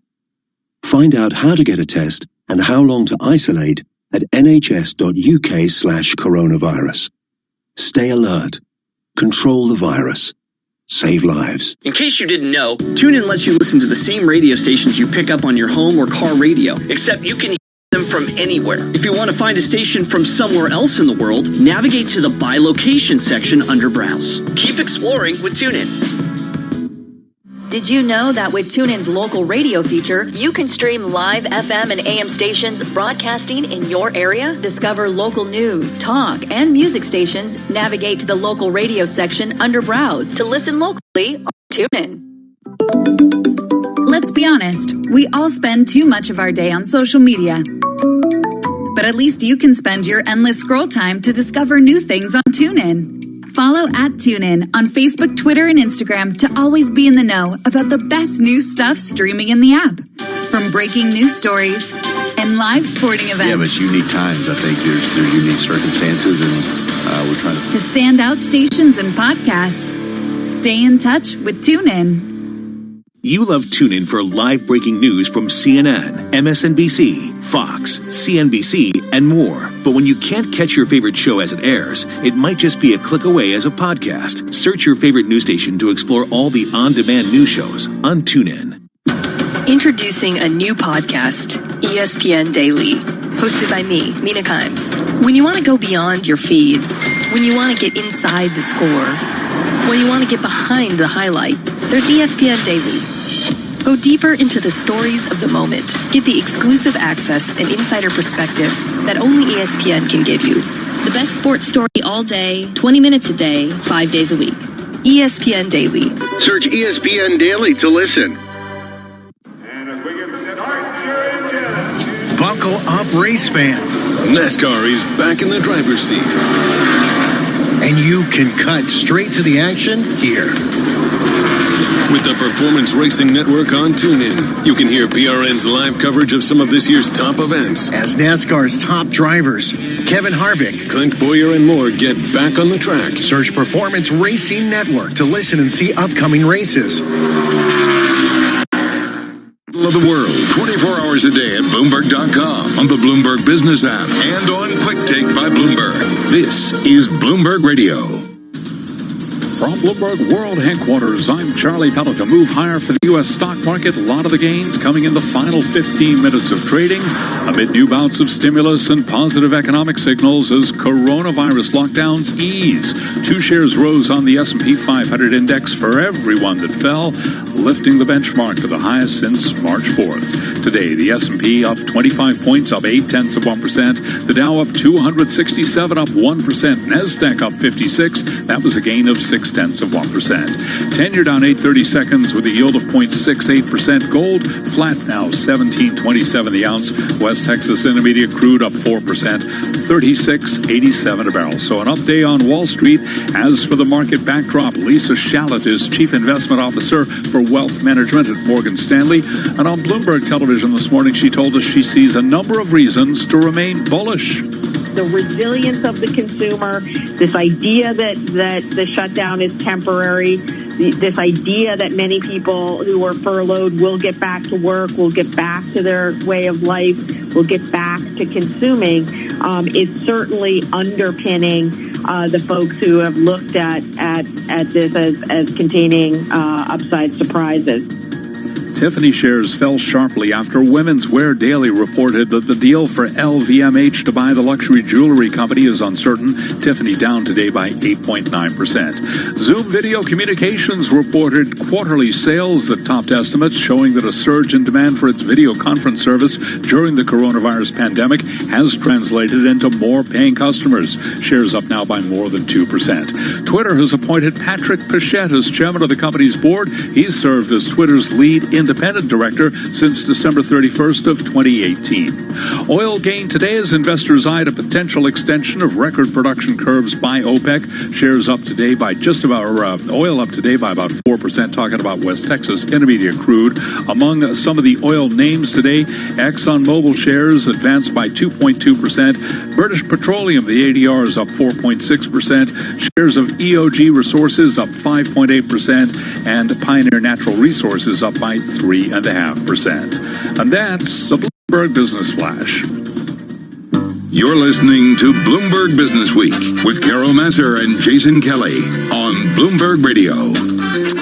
All right, so as we begin our last hour today, we've got a guest that Carol and I have both been looking forward to, in part, because as Carol teased me about earlier, it's sort of a walk down future, past, current, and it's future. It's your teenage diet. Just go for it. It's my teenage diet. Or maybe but I have to say, I still have a soft spot. Yeah, young adult, maybe current. I'm still a young adult at heart. Frances Allen joins us. She is the CEO of Checkers and Rallies Drive-In Restaurant. She joins us on the phone from Colorado, and it's notable in part because this is a relatively new job for her. She hasn't even been able to show up to her office yet. We're told that's in Tampa. The quarantine obviously has thrown everything into all sorts of flux. So, Frances, first of all, how are you? What's going on with you? I'm well, thank you, Jason and Carol, and thank you for having me on. It is a bizarre situation where you start a new role, and 4 weeks later, there's a nation lockdown. So I at least have visited the office. I have done my restaurant training, but the majority of time I have been in Colorado, and I would say that huge compliment to our teams that we've really not missed a beat working remotely. I think a lot of companies are finding that. So you, like us, are working from home. Tell us about not missing a beat. What has that meant for the company in terms of the type of demand that you've seen, and what has it meant for your employees to make sure that you're keeping them safe as well as keeping your customers safe? Yeah, it's really been so rewarding to work through this crisis with such a dedicated and resilient team of people. There's always a silver lining, right, in every crisis, and I think usually it brings out the best of people, and I can certainly say that that's true for the Checkers and Rallies whole organization. I'll start with the safety. Obviously, when we put a task force together to create a response plan, we had two priorities. The first priority was the safety of our guests and their employees, and the second was really to keep our restaurants open so we can continue to employ our team members and feed our guests. So incredibly proud of the operations team. We actually, as well as complying with all of the CDC mandates, both individual, state, and local government requirements, we've actually put in 15 new contactless experiences to protect our employees and our guests. Everything from plexiglass barriers at the windows. Sorry, I just need to. My phone is ringing. Cashiers with color-coded gloves for handling payments. Trays for handling payments. Infrared thermometers, obviously. Fortunately, we already did 15-minute hand washing, so we already had a very high standard of cleanliness.